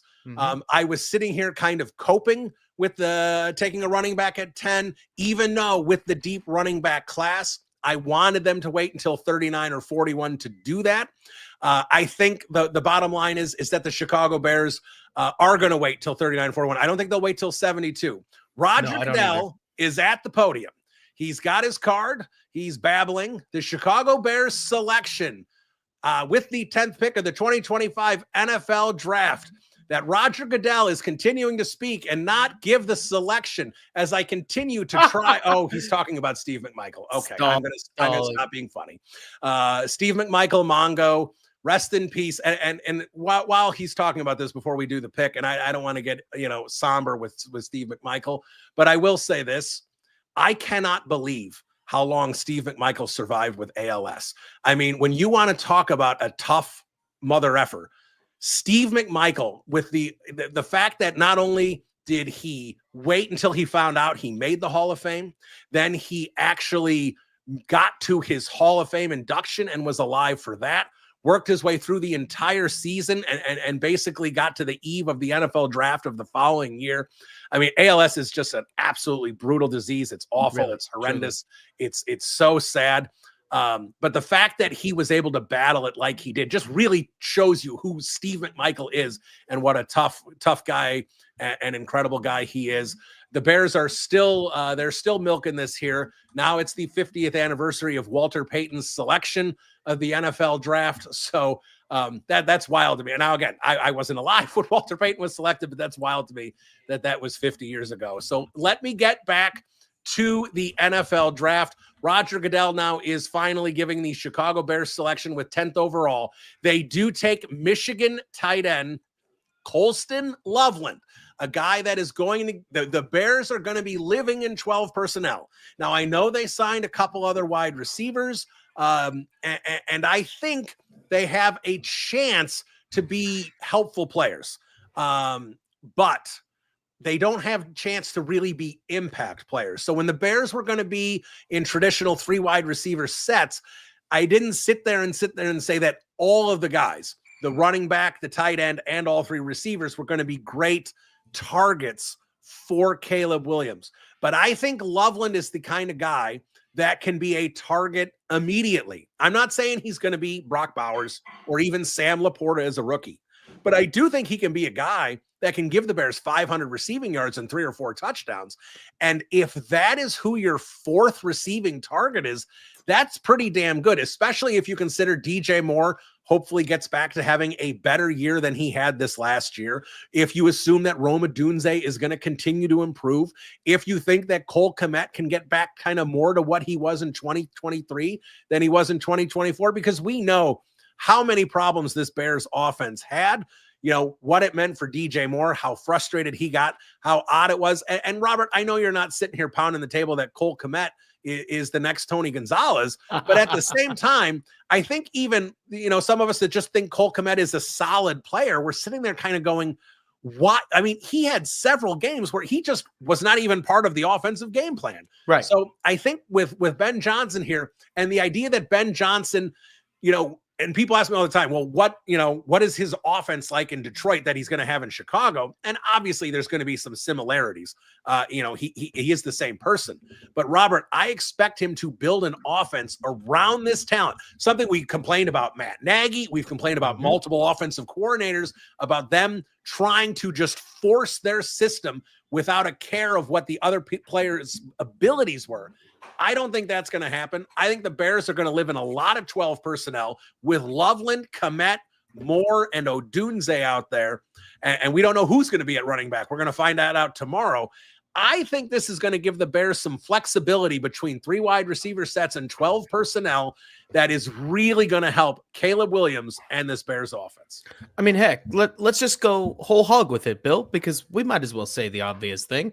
Cole Kmet was not drafted by Ben Johnson. So we'll see what happens, let's say in 2026. Right. But like you're saying, in 2025, I bet we'll see a lot of 12 personnel. The other thing that I think is very clear when you watch Loveland's, you can even see it in his highlights, which in my opinion, Bill, when you can say something about a player in like 8 to 10 highlights, it's pretty clear. Right. And that's that he has the wiggle that a lot of 6'5", 200 and what does it say? 6'5", 250 pound dudes just don't have. Right. Like at 250, he looks fairly slim. Whereas a lot of these guys, when they're playing around 250, they look really thick. I know you know the ones I'm talking about. And unfortunately, Cole is kind of one of them, right?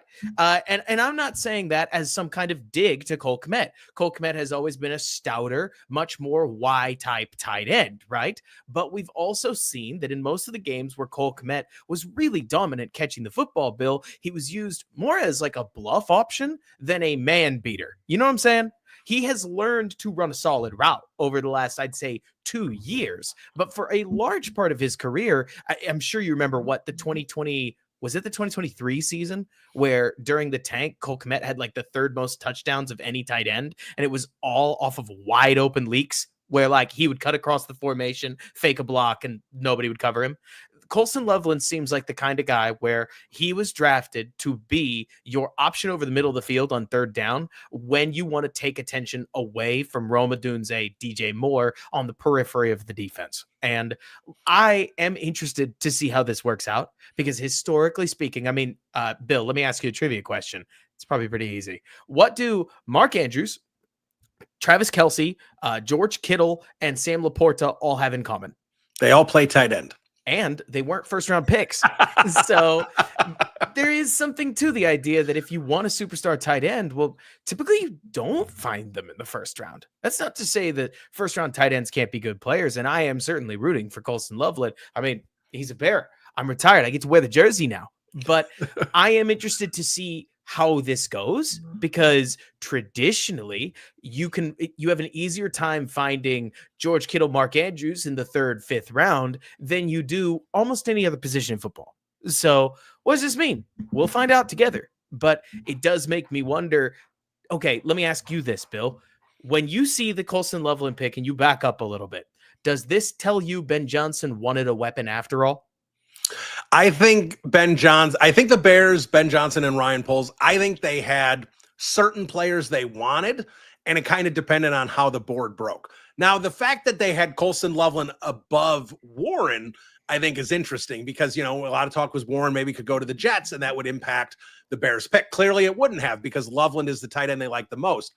But I am curious if the Saints took Mykel Williams, and that was the rumored guy that the Saints were going to take. Mm-hmm. If Kelvin Banks was there, was this going to be a massive trade down with the Texans and they were going to come up for Kelvin Banks, who was reported that they really wanted him? Were they just going to stick and take Banks and take the trench player, or was Loveland going to be the pick all along? That I don't know. I think that would have been really interesting to see how this would have played. But with Banks off the board, that takes the Texans out of the picture. And the fact is the reported guy, and I know I mentioned that the Colts may have wanted to trade up. The reported guy that the Colts wanted was Loveland. So if the reported guy was Warren, maybe they would have traded down and rolled the dice on that. I'm not sure. But I think the way the board played out, I think it just kind of put them in a position where they wanted to take Loveland. So, Robert, you can stay on as long as you want, but I am going to bring to the show Aaron Lemming. What's up, Aaron? Of course. What's going on, guys? So Aaron has, was planning on joining right after the Bears pick or around 8:20. So it kind of worked out perfectly there. So Aaron, let me just tee it up and ask you just straight out, Coulson Loveland, do you like the pick? Or are you happy they didn't trade up or down? Where are you at with what the Bears decided to do here at 10 overall? I like the pick. I mean, I wasn't very, or I should say I wasn't as high on Tyler Warren. I watch him. I know everybody says, oh, he can do this. He can do this. He can play out of the Wildcat. I see a much better athlete with Coulson Loveland. So, I mean, obviously I would have rather them trade down and get a few more picks. I'm definitely bummed that Genty wasn't the pick, but I'm glad that they didn't trade up for him either. So I don't know. I mean, we all kind of talk amongst each other, and I think we all kind of had that feeling going into this that it's like, just get through the first round. You've got 3 picks on day 2. You've got a chance to make a big impact in this draft. Just don't screw up the first round by trading up to 5 for a running back or whatever the case may be. I think they're in solid shape, but what I will say is I do wonder now, what do they do at offensive tackle? I mean, you got 3 guys that have gone off the board. Unless they trade back into the first round, it's kind of hard to see them, fixing that long-term issue at this point. Yeah, now the 11th pick, San Francisco 49ers, they took Mykel Williams. We don't need to, the Georgia edge, we don't need to talk about that one too much. But Robert, let me ask you this. Now, of course, we don't know exactly what the Bears can do at 39 or 41 because we don't know who's going to be available. But let me just ask you this. I'm not even going to ask you for specific players unless there's someone you absolutely love. But we kind of can sit there. No, Aaron just brought up the left tackle situation. I've been talking about it multiple times on this stream that sure, you got Braxton Jones this year, and that should be fine. But you can't pay 5 offensive linemen at the same time. It doesn't work. And Darnell Wright's going to need an extension. And if they don't have a left tackle on a rookie contract ready to start next year, you either got to pay Braxton Jones. Dan Moore just got $20 million a year from the Pittsburgh Steelers. So you got, if Braxton's decent this year, you got to figure that's somewhere where he's going to get that amount of money. They can't do that. They just can't pay Braxton Jones that kind of money. So they're in a situation where they need a left tackle. So you almost are forced to take one at 39 or 41 because otherwise you're looking at a Karan Amagaji type at 72. They need a running back because DeAndre Swift is there. But at the same time, they need a defensive lineman. So while I like the pick with Coulson Loveland, I said all along, I was not going to. And they need a running back. Yeah, they need a running back. I was not going to love any pick probably at 10 unless something wild happened, and that I was probably going to be pretty okay unless they did something really strange with whoever they took at 10. So I'm pretty okay with Coulson Loveland, but I sit there and I kind of make the joke. They've got 39 and 41. They need a running back. They need a left tackle, and they need a defensive lineman, and they've only got 2 picks to do it. So, in my opinion, all right, so take you guys back in time a little bit to 2023, where if y'all remember, because I talked about it a lot, I really wanted to draft Jackson Smith-Jigba, and I kept trying to work backwards from wanting to draft Jackson Smith-Jigba to work out any rationale I could where it made sense, right? Including in an exhaustive investigation of where you could find offensive tackles, because surely you could, right? What I ultimately found was pretty grim. And it was that outside of the top about 25 picks, but even more so, it's really stringent to the top 15, you're kind of wasting your time because the guy you take in the 5th round, a la Braxton, is as good odds to be any playable as Cam Robinson, who's bounced around the league. But I mean, Bill, would you feel any better realistically about a guy like Cam Robinson compared to Braxton Jones? Not really. Similar players. Right. A heavy-handed weakness that good pass rushers can exploit, and bad news, every pass rusher in the NFL is good. So you end up with a lot of problems. I don't know what that means for the Bears in the 2nd round. I really don't, especially because if the Bears don't look hard at one of the running back options, I mean, like, I don't know, Bill, let me ask you outright. We've heard a lot of smoke about the Bears trading up. We've heard a lot of things that sound a lot like Ryan Pace's conviction. Do you think Bears fans need to put the phone down tonight? Or do you think that there could be extra action maybe much, much, much later this evening? Well, here's what I would say to that. I think there's a possibility, knowing how Ryan Poles operates. Now, again, I don't know what the cost would be, and I don't know how far up they'd want to go, but there are plenty teams in the late 20s who reportedly want to trade back. If a Simmons or a Connerly fall, or even if a Hampton or a Henderson, I do not want them to trade up for Travion Henderson. I do not want them to trade up for Omarion Hampton. But if those guys are there, I think there's a chance the Bears would consider that. I don't know if there's any defensive players that they would go for. I do want to make a side note here. He was not a fit for Ben Johnson's running scheme, but the Dallas Cowboys took Tyler Booker. He was one of my top 5 favorite players in this draft. I absolutely love this guy. I think he is going to be a monster in this league.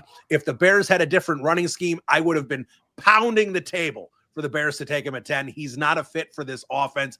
I think he is going to be, he's a Hall of Fame caliber offensive lineman talent for me. I think this guy is awesome. So I think the Cowboys made a really good selection there. Cowboys make a lot of good selections. They just never do anything with them. I was waiting for you to comment on the Tyler Booker pick. I knew it was coming. I've been pretty vocal, especially like Aaron says, when we talk amongst each other, I've been pretty vocal about how much I like this guy. So I think that's going to be a good pick. So Aaron, let me ask you the same thing I asked Robert here. 39 and 41. The Bears have 3 needs that they did not address with tight end Tight end, in theory, they could have waited, but they decided to take Loveland. So Ben's got another weapon here for Caleb Williams. What do you want to see the Bears do? Which position are you comfortable kind of punting down the line there, maybe to round 3? Because obviously they can't take running back, defensive line, and offensive line here in the second round. Well, I think you could also make an argument that there may be like 4 or 5 needs, because I mean you've also got safety that they're going to have to address at some point. Not that I'm saying take one in the second round, and I think you can also make a pretty good argument for defensive tackle at this point. So. And this is kind of something that I think a lot of fans, like if you kind of start stacking the picks and you kind of start seeing like their needs versus what's going to be available, it gets a little weird, especially when you throw a tight end out of the gate. And here's my take: unless the cost to trade up back into the first round to get a Connerly, to get a Simmons is actually worthwhile, and it doesn't really hurt them too much, I don't think it makes a ton of sense. And I'll also say I'm not a big fan of Ariante Ursary in the second round. I feel like he's like a third round talent that's going to end up getting pushed into the beginning of the second. I think at that point you just kind of have to rely on your board and say, hey, we've only got so many picks. We can only do so much. You're going to have to trust the fact that you took Karan Amagaji in the third round last year, and you're just going to have to say, okay, we're going to punt on tackle at this point. I think defensive end is still their biggest need right now. Running back is obviously one of those spots. I know it's a deep running back class. I don't really buy the whole, you can find a starter in the 5th round. I don't think they should go down that route at all. But again, you start looking at it, I think defensive end's up there. I think running back's up there. And I also think too, regardless of what they end up doing with Joe Thuney in terms of an extension or non-extension, you brought up the whole thing with Braxton Jones. You can't pay 5 offensive linemen. I mean, can you really pay Jonah Jackson $25 million a year, Joe Thuney, let's just say $18 to $20 million a year, and then Dahlman $14? That's kind of where you look at it and you say, okay, there's a lot of good talent on day 2 when you're talking about the interior line. Maybe you go interior line. Maybe you take that player where Ryan Poles said we want 3 to 4 impact players out of this class that can help us from day 1. Well, guess what? Like next year also matters. And when you're drafting, this isn't free agency. You're not trying to address immediate needs for right now. Sometimes you have to bite that bullet like a lot of good teams do and say, hey, we're going to draft a guy that maybe we sit for a year and only plays a few games because of injury, knowing that he's going to be a big piece of your team moving forward. Because I got news. And I keep telling people this and they don't believe me. And I think it's just because the Bears have been so good with their cap for so long because they've been so bad. They're going to be a lot tighter against the cap next year. I mean, if you go on to over the cap right now and you look at 2026 at I think it's like $295.5 million cap, when you take out the draft class and you take out basically all of their in-season expenses and all that stuff, they're basically sitting close to net zero right now without any moves. Obviously, they can make some moves, but this isn't going to be a team that can go out and spend a ton of money anymore. So you have to start planning for the future, for the immediate future, starting in 2026 with some of these picks. So I would, it sounds stupid, I would challenge Ryan Poles to be thinking ahead and don't push a pick at offensive tackle if a guy isn't there. Make the smart picks, address some of your needs, plan for the future, and know that if things go well this year, this is just the beginning of a window, and you don't want to see a situation like we did back in 2018 and 2019 with the Bears, where their window closed just as quick as it opened. Obviously, quarterback was a big reason for that, but outside of that, they had minimal cap flexibility, and they kept putting themselves further in the hole. All right, now we're going to see how this first round develops. And obviously that's going to impact what the Bears can do at 39 or 41. I'm just going to say this here, probably going to stream for about another 25 minutes or so. We'll get a little more analysis on this pick and of course what the Bears can do in round 2. And then we're going to wrap up the stream. Last year we did the full 4 hours, but that was Caleb Williams, Rome Odunze. There was a lot going on. This year we're not going to do it quite as long. So if you have any questions, make sure you drop them in the chat. We will get to them here over the next 25 minutes. But I brought up the JJ chart. I'll Robert, I think you need to go. So why don't you go? I'll chat with Aaron. I appreciate you jumping on. Of course, y'all. So good to see see you, Robert. The Talk to you retired soon. Robert Oh, man. Schmitz. Everybody. The Absolutely. retired Go Robert Bears. Schmitz. Bear down, baby. But Aaron, I'll bring this to you here. We talked about potentially trading up. Now, I've heard a lot that the Baltimore Ravens are interested in trading down. So I'm going to use them as a potential partner. 680 points for the 27. This is the Jimmy Johnson chart. As I say, this is the one I always use. 39 pick is worth 510. That's a difference of 170 points. The 41st pick is worth 490.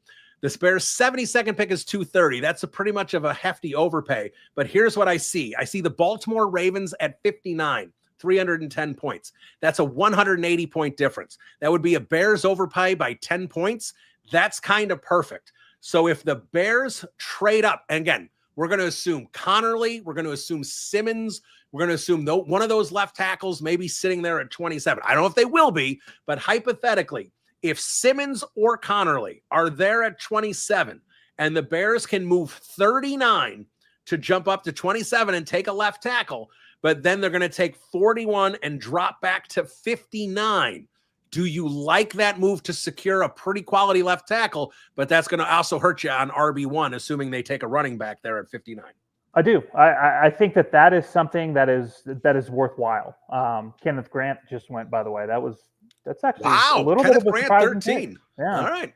Okay. Yeah. Now we're starting to see this whole unpredictability of the draft. But yeah, here's the thing is I'm higher on Josh Simmons than I think most people are. I think if he's healthy and, whatever character, I don't know one way or the other, but, let's just throw out any character talk whatsoever, just purely based on talent. And if he's healthy, I think he's offensive tackle number 1 in this class.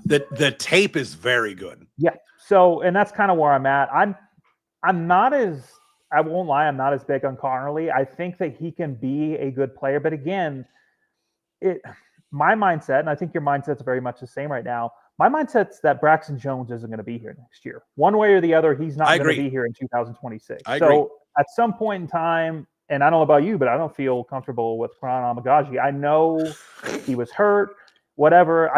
I'm sorry, man, but there were a lot of basics there that just weren't met in the time that we saw him last year. Granted, it was sample size, but I don't know, man.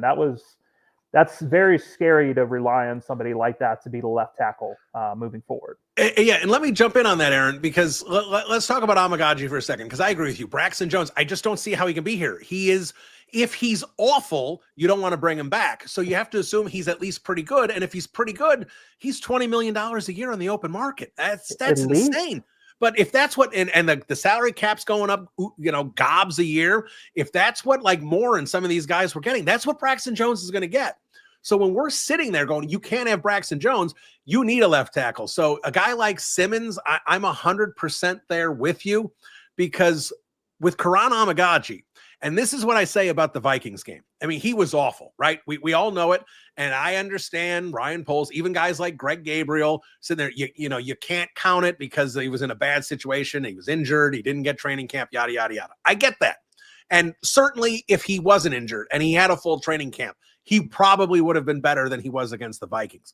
But I don't care about any of that, because the Arand Meu I saw in December, that's all I can go off of. Mm-hmm. So when I'm looking, and that's what I said to Ross and some of the guys earlier, when I'm looking at draft day 2025, knowing I need a left tackle on a rookie contract in 2026, I have to assess where I think Arand Meu can be in 2026. I know that's a year from now, but based on what we saw against the Vikings, you cannot make the jump. Maybe he could be a swing tackle in 2026. I'm not comfortable with him being the third tackle on the team this year based on that tape. Because the other thing I'll say, and I've said this multiple times, and I said it on the podcast a couple days after that Vikings game, he was worse than he looked, because the refs either felt, and I'm serious, they felt sorry for him, or decided if they were going to call it straight, they were going to get Caleb Williams killed.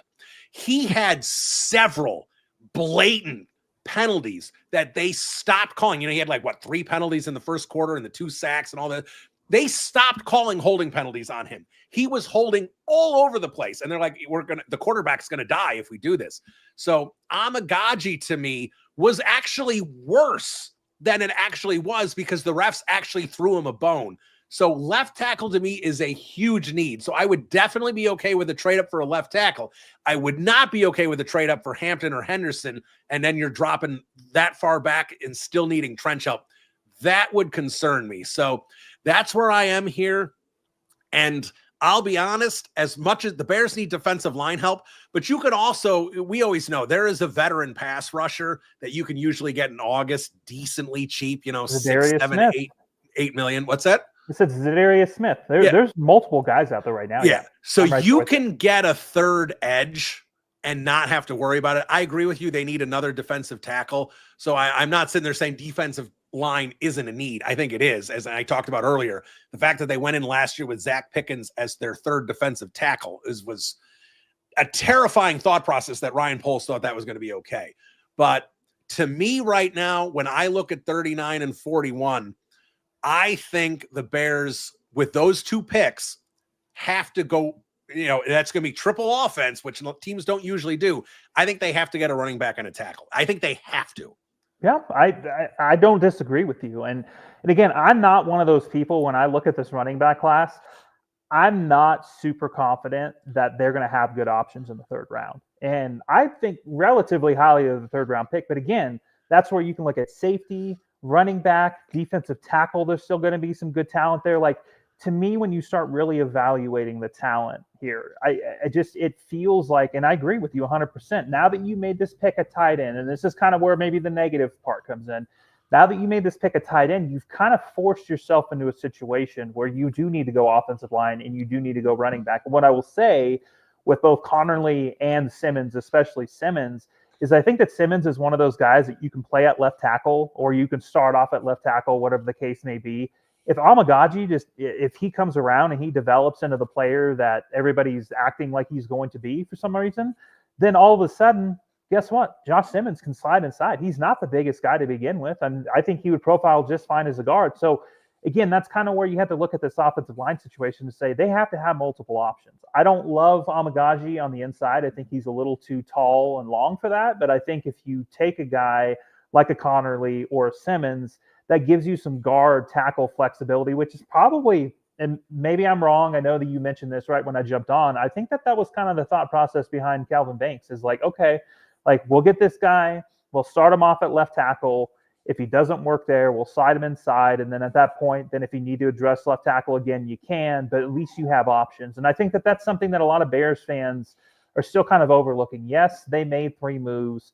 But right now, I mean, look at their depth. They still need bodies, even if it's that kind of that swing guy. Now that they don't have Matt Pryor, they still need somebody who can be a primary, interior backup and a primary tackle backup at this point. So I think that there's still plenty of value, even if you take an offensive lineman and maybe they don't start week 1. Maybe you say, hey, if Braxton Jones is healthy, he's going to be our starting left tackle for a little bit. That's great.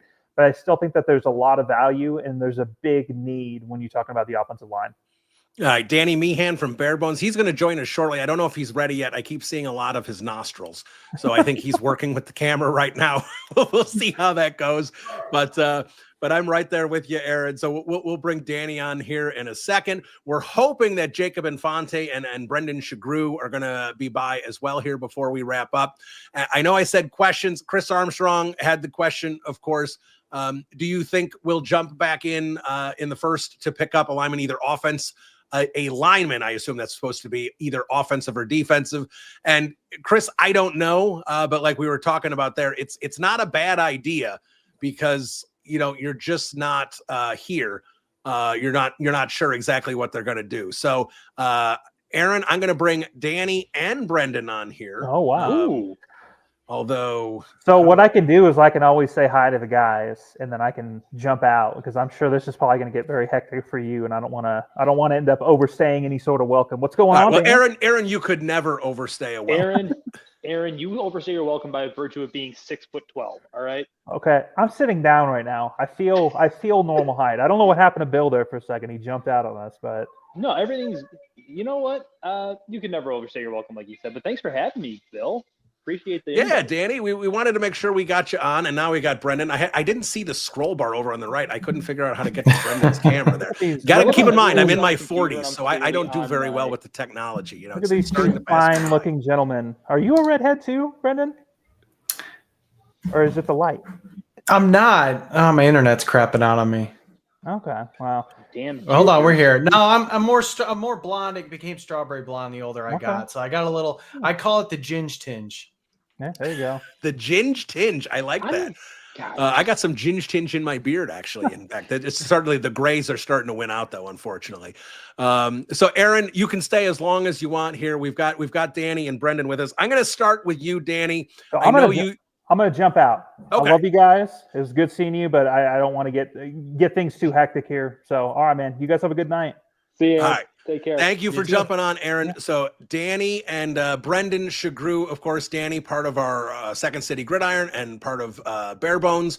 And Brendan, of course, Bears Wire and everything he does over there, does some great work. So, guys, let me ask you, Danny, I'm going to start with you. Let's just start with Coulson Loveland. Let's leave second round stuff aside now. Coulson Loveland, the pick they made, what do you think of the player? And what do you think of the decision to take Loveland rather than trade back? By the way, Tyler Warren goes 14 to the Colts, so the Colts do get the tight end that they've wanted. If Loveland was their top choice, they get their second choice. So, Danny, you go, and then Brendan, when Danny wraps, you just take it right from there. So I know for a while we had heard that Warren rather was like the hot name if they couldn't get their hands on Genty, and I'm actually quite pleasantly surprised because there was just too many red flags, in my opinion, for the picking of Loveland, or not the picking of Warren this high. 1 year of production, 23 years old, new to the position. There was just a lot of stuff going on that you could sell yourself on it if you were like squinting and kind of coping with it. But Loveland, for me, in my personal rankings, like Bill, you know, I do all the draft stuff leading up to this time of year, was my personal tight end one. And when I saw the name cross the screen and I saw it get announced on Twitter or X, whatever you want to refer to this godforsaken site as, I was pleasantly surprised and happy. Like, there wasn't a bad thought that entered my brain other than like, well, what if the shoulder is a problem? But that's whatever at this point. I think they took the correct tight end for trying to replicate or at least do their best impersonation of what Ben did in Detroit. And I mean, even Lance Zierlein's pro comp for him from the NFL Network is Sam Laporta. So he's clearly trying to, in some fashion, whether he wants to say it or we as fans want to admit it or not, he's trying to recreate some iteration of the Detroit Lions offense. So I enjoyed the pick. I'm glad they didn't trade up, and because I was fully ready, you know, for me texting you all day today, like they're gonna do this, and I'm gonna hate having to justify the fact that I'm the running back guy. I love running backs, but I hate the process of how they would have gotten there. So good pick. I do wonder really quick if the Jaguars pivoting and getting the number 2 pick is what prevented Ashton Genty, because it looks like Cleveland wanted to take Mason Graham and wasn't interested in trading down. That may have been the reason that blew up. And Brendan, before you start, the rule is when the website works, it's Twitter. When it crashes, it's X. I totally agree with that. Yeah, for me, I had sort of resigned myself to, maybe I'm just being a Debbie Downer here, but every single pick I could say, yeah, but. So I wasn't exactly enthralled with pretty much any option that the Bears could have had. I thought there were, you know, maybe whether you're picking a luxury pick, as you could say, with the tight end, or, you know, the linemen just weren't as great as previous years. So I sort of resigned myself to the fact that maybe I won't love, no pun intended, any of these picks, but I think it makes sense. And so when Loveland came by, I was still surprised. I did not see it coming. I know Warren was the hot name, and there was some chatter a little bit about Loveland. But the more I watched him, because I watched a lot of, as Penn State was rolling along in the CFP, I watched a lot of Tyler Warren. I didn't watch as much Loveland until I started, you know, getting into draft process.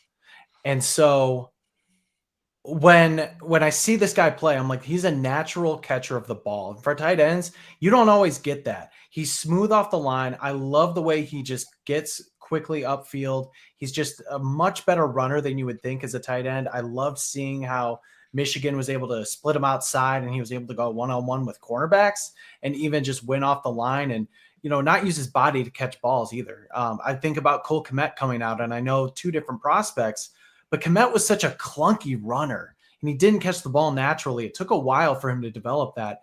It feels like Loveland already has that with him. So I don't know what it means for Cole Kmet going forward. We'll see what happens in 2026. I love the combination between the two of them for 2025. And I'm sure Ben Johnson's just really giddy to kind of get in his hands on him and see how he can work him in with this offense and create some mismatches with the playmakers they have. So I like it. I could nitpick it, especially considering you might say that tight end's a little bit of a luxury pick. But look, it's not a great draft, so why not take some upside? Yeah, absolutely. And the 15th pick, the Atlanta Falcons, they take Jalen Walker, the Georgia linebacker. The Cardinals are on the clock about 5 minutes before that pick. And I'll just say one of the people I talked to was so confident that the Arizona Cardinals were going to take Jahad Campbell from Alabama that they said if it wasn't the pick, I didn't even have to bet. If it wasn't the pick, they were sending me frozen Lou Malnati's pizzas from that Chicago to go thing. So I am cheering against Jahad Campbell being the pick, but I am told that as confidently that that's going to be the pick. We'll see if that is correct. So guys, let's talk about this. First, I'll say with Kmet, I almost think these guys play two different positions. Obviously, I know they're both tight ends. I think they pair well together. So I don't think it impacts Colt Kmet too much for the short term. Now, Aaron was talking about how they're going to be a little more strapped for cash next year. So if they need to jettison Kmet to free up 5, 6, 7 million, whatever it would be, maybe that's something they consider. But I actually think Kmet's probably here as long as he's productive for the length of his contract. And when that contract is up, and if Loveland's a player, you're going to have to pay Loveland. You're not going to pay two tight ends at that point. You probably let Kmet walk. But I think the two of them together could be a really, really good tight end pairing that can give the Bears a lot of flexibility. So, guys, let me ask you about 39 and 41. First, I'm going to put this trade caveat in because we were talking about the fact that the Chicago Bears need a left tackle a lot more than a lot of people are talking about because you can't pay 5 left tackles, which means you need to get a rookie contract left tackle this year unless you really believe in Amagaji. So we threw out a hypothetical that I'm confident the Baltimore Ravens want to trade down. So the Baltimore Ravens on the Jimmy Johnson chart, if the Bears take 39 and move up to 27 and take 41 and move back to 59, that's a 10-point loss for the Bears, which is right about where it should be for the team moving up for a pretty fair trade. So if Josh Simmons or Connerly, Danny, we'll go to you first. If Simmons or Connerly are available at 27, would you want to see the Bears hold the line, stay at 39, or do you want to see them jump up to 27 with the idea then that the 41st pick would become the 59th pick? I would, if you're talking purely on the offensive tackle range, I'm not as big on Simmons as most people just because the patella thing scares me. That's a complete rehabilitation and rework of somebody's knee. I know the tape is good. I know the medicals apparently are checking out. Everything's honky-dory in draft season when these guys comes to their medicals and surgeries and stuff when it affects them. I would be open to the idea of Connerly, though. Like, I think the fall off from offensive tackle from like a Connerly or a Simmons to say Ariante Ursary as just an example is pretty significant. Like these are good football players, but if you look at the history of the draft, it's something like 5.5 offensive tackles go every year in round 1. Every year in round 2, it's like 1.5. And typically, if you go look at those 1 or 2 taken in round 2 every year, they're not good. They always flame out or they're bad. Like, so I'm up for the idea of trading up for one. But you bring up the idea, you broach the idea of trading up to 27, and I already mentioned how he's trying to recreate some edition of Detroit. It makes me wonder if they'd be going up for a running back like someone from Ben's alma mater, as an example. Well, that's not something I would be looking for. I don't think you can trade up for a running back. I'm not saying I'm crossing it off the list, but that would concern me. So Brendan, I'm not sure where you are with the tackles, guys you love or like or anything like that. But where are you in terms of this idea that if the Chicago Bears jump up into the late first round for a tackle, not a running back. We're going to specifically say tackle here. Are you okay? And by the way, the Cardinals have taken Walter Nolan from Ole Love Miss, it. which means I've got frozen pizzas from Lou Malnati's going my way. So, Brendan, what do you think about the idea of potentially trading up for a tackle? Is Brendan frozen? Brendan appears to be frozen. But to your point, Bill, in a vacuum, yes, I'm with the idea of trading up for an offensive tackle. I think it makes sense, especially because of the 1 year left of contract control on the current starting left tackle. Yeah. So I agree with that. So Danny, let me ask you this. We'll see if Brendan gets his internet squared away. If not, we'll wrap up here. We're planning on wrapping up in the next 5 minutes or so. Anyway, let me ask you about. Let's take trade off the table. Let's just look at 39 and 41. I've kind of talked about the situation. They need some defensive line help. They need a left tackle. They definitely need a running back.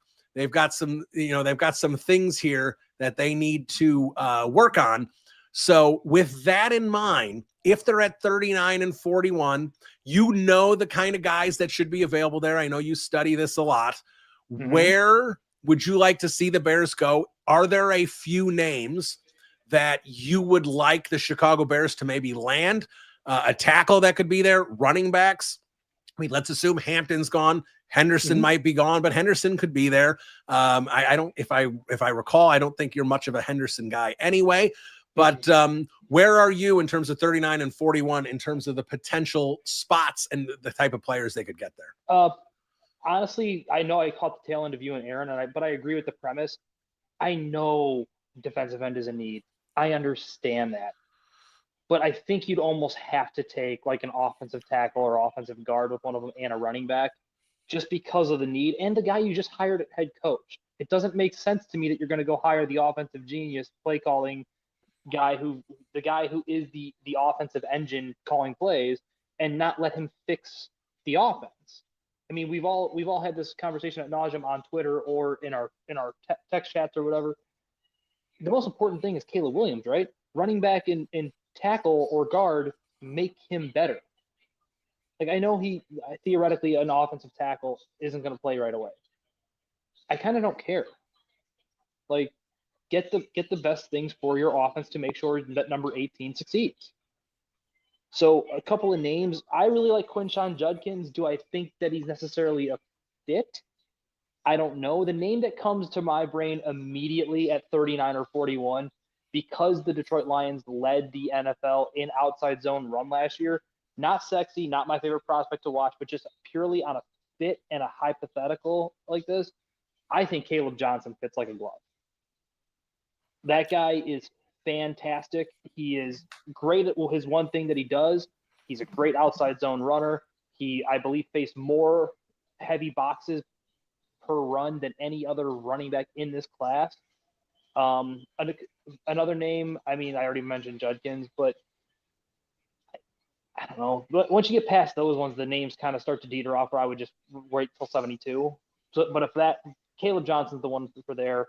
And then Ursery would be the offensive tackle. I know I mentioned it earlier, but big, strong, athletic, moves his feet well, a little shorter arms for a guy who's like 6'5", but really good athlete.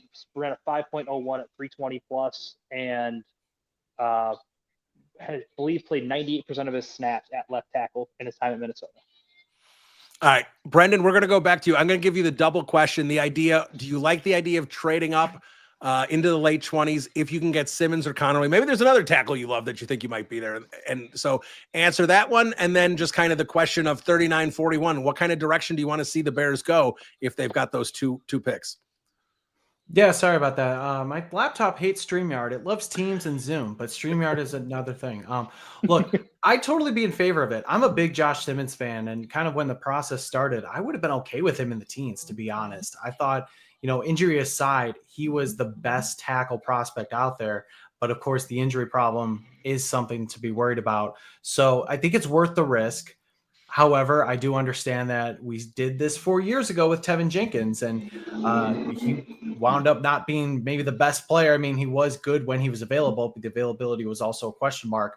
Connerly, I do like as well, but if I'm if I had to choose between the two, I would take Simmons and take that risk because I just think the upside is too hard to pass up there. And then as far as running back goes, honestly, I'm with Danny too. As far as Caleb Johnson, he's somebody who I gravitated towards going into last season. And then this season, it just got better and better with Iowa. I'm a big Iowa fan. They're my number 2 team, so I am biased with that standpoint. But he was just their entire offense. I don't think he does anything spectacularly, but he's just all around good. And I think that's okay with what the value you're getting there. And if that trade you're talking about, Bill, where you do move down to 59, he's going to be there in my opinion. I don't think anybody's going to take him before that. So you could get good value with him at that standpoint. Otherwise, look, the DeAndre Swift equation, he's probably gone after the 2025 season, but I agree. You still have to look at things season by season. And if you're looking at like pairing Swift with somebody like Judkins, that could be really fun.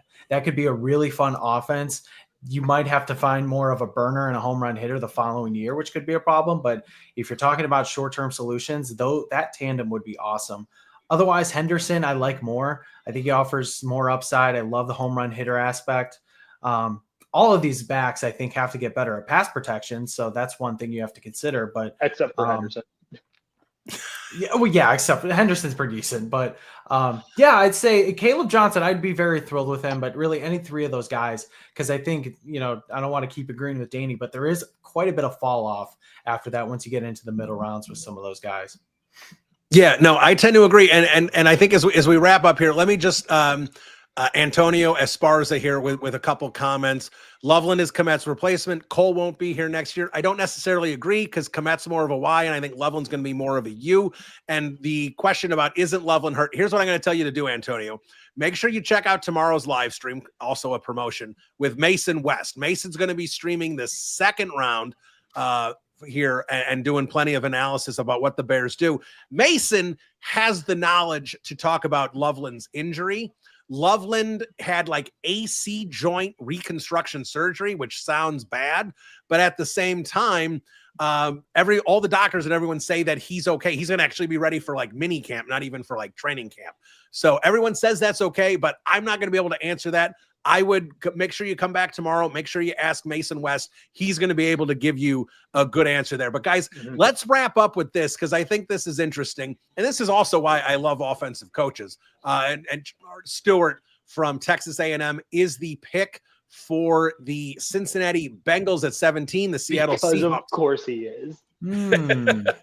I am thrilled that was not the pick at 10. That was like the one guy I just didn't want them to take it all. It was just too much of a risk. That would have been tough. If the Bears do take a running back and a tackle in some capacity, and I know they could take a safety, I know they could take a defensive lineman, but we're kind of talking about how the need really is there for running back and tackle, and the fact that they took a tight end, and the fact that they signed 3 offensive linemen. You want to talk about reshaping an offense when you get an offensive-minded head coach. Brendan, I'll go to you first here.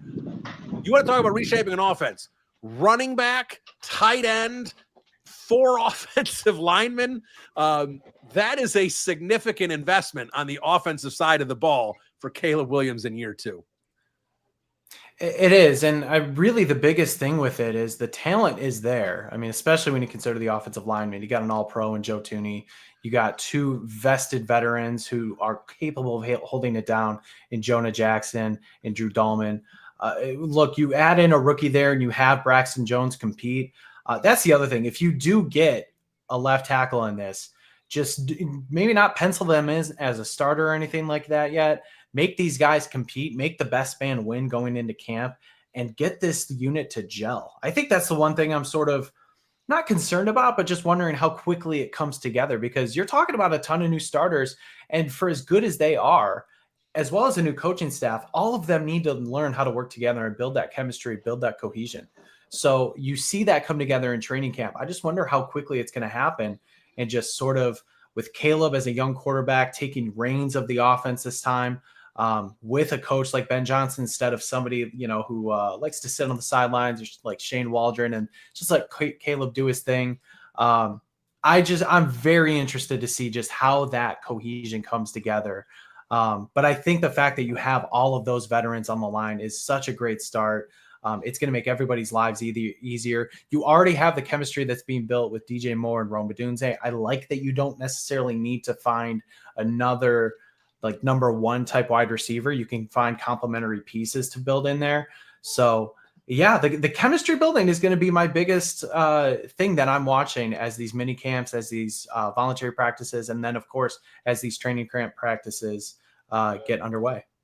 All right, Danny, I'll wrap up with you with this kind of what I said, like infusing new talent in the offense here with tight end, almost certainly running back, and potentially another tackle here.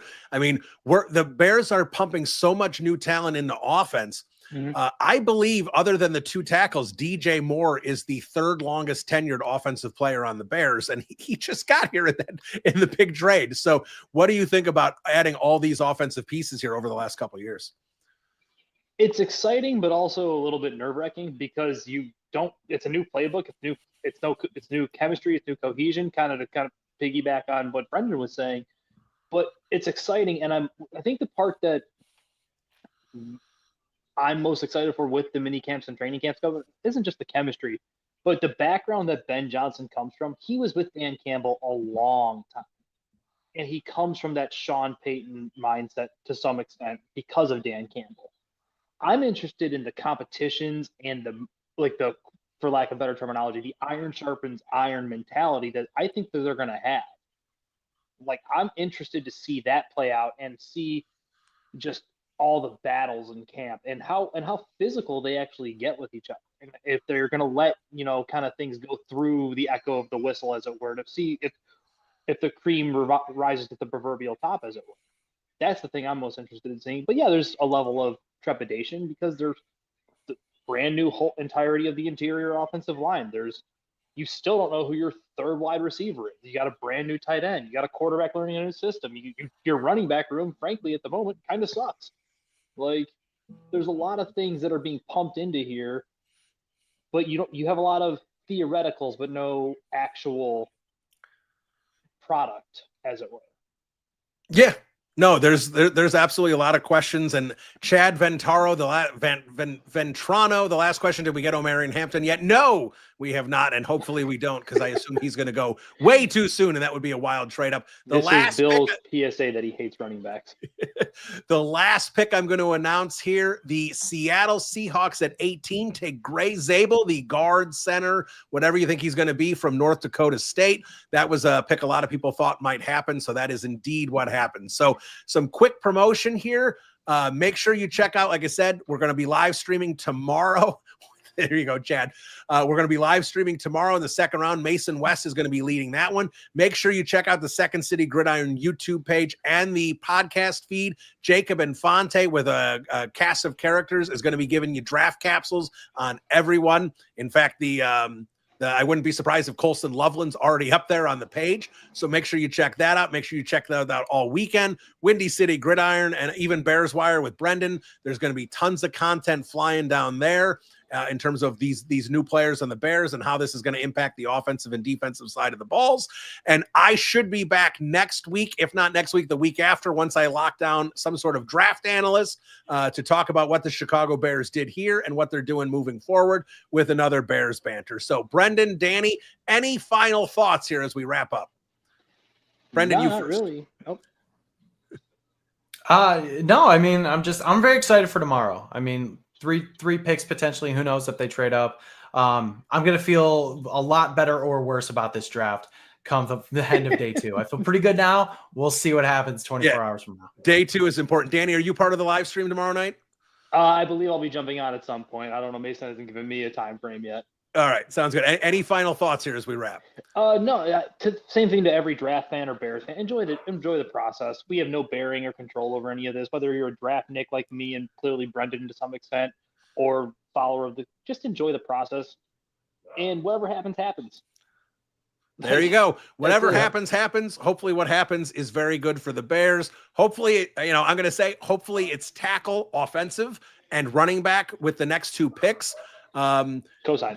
Definitely tackle, though. Running back, like you said, maybe if they trade down, or there's someone else that they can get that's going to be able to give them quality snaps this year, but they really need a tackle. I think it's a serious serious need here because 2026, they're going to be in a pickle. All right.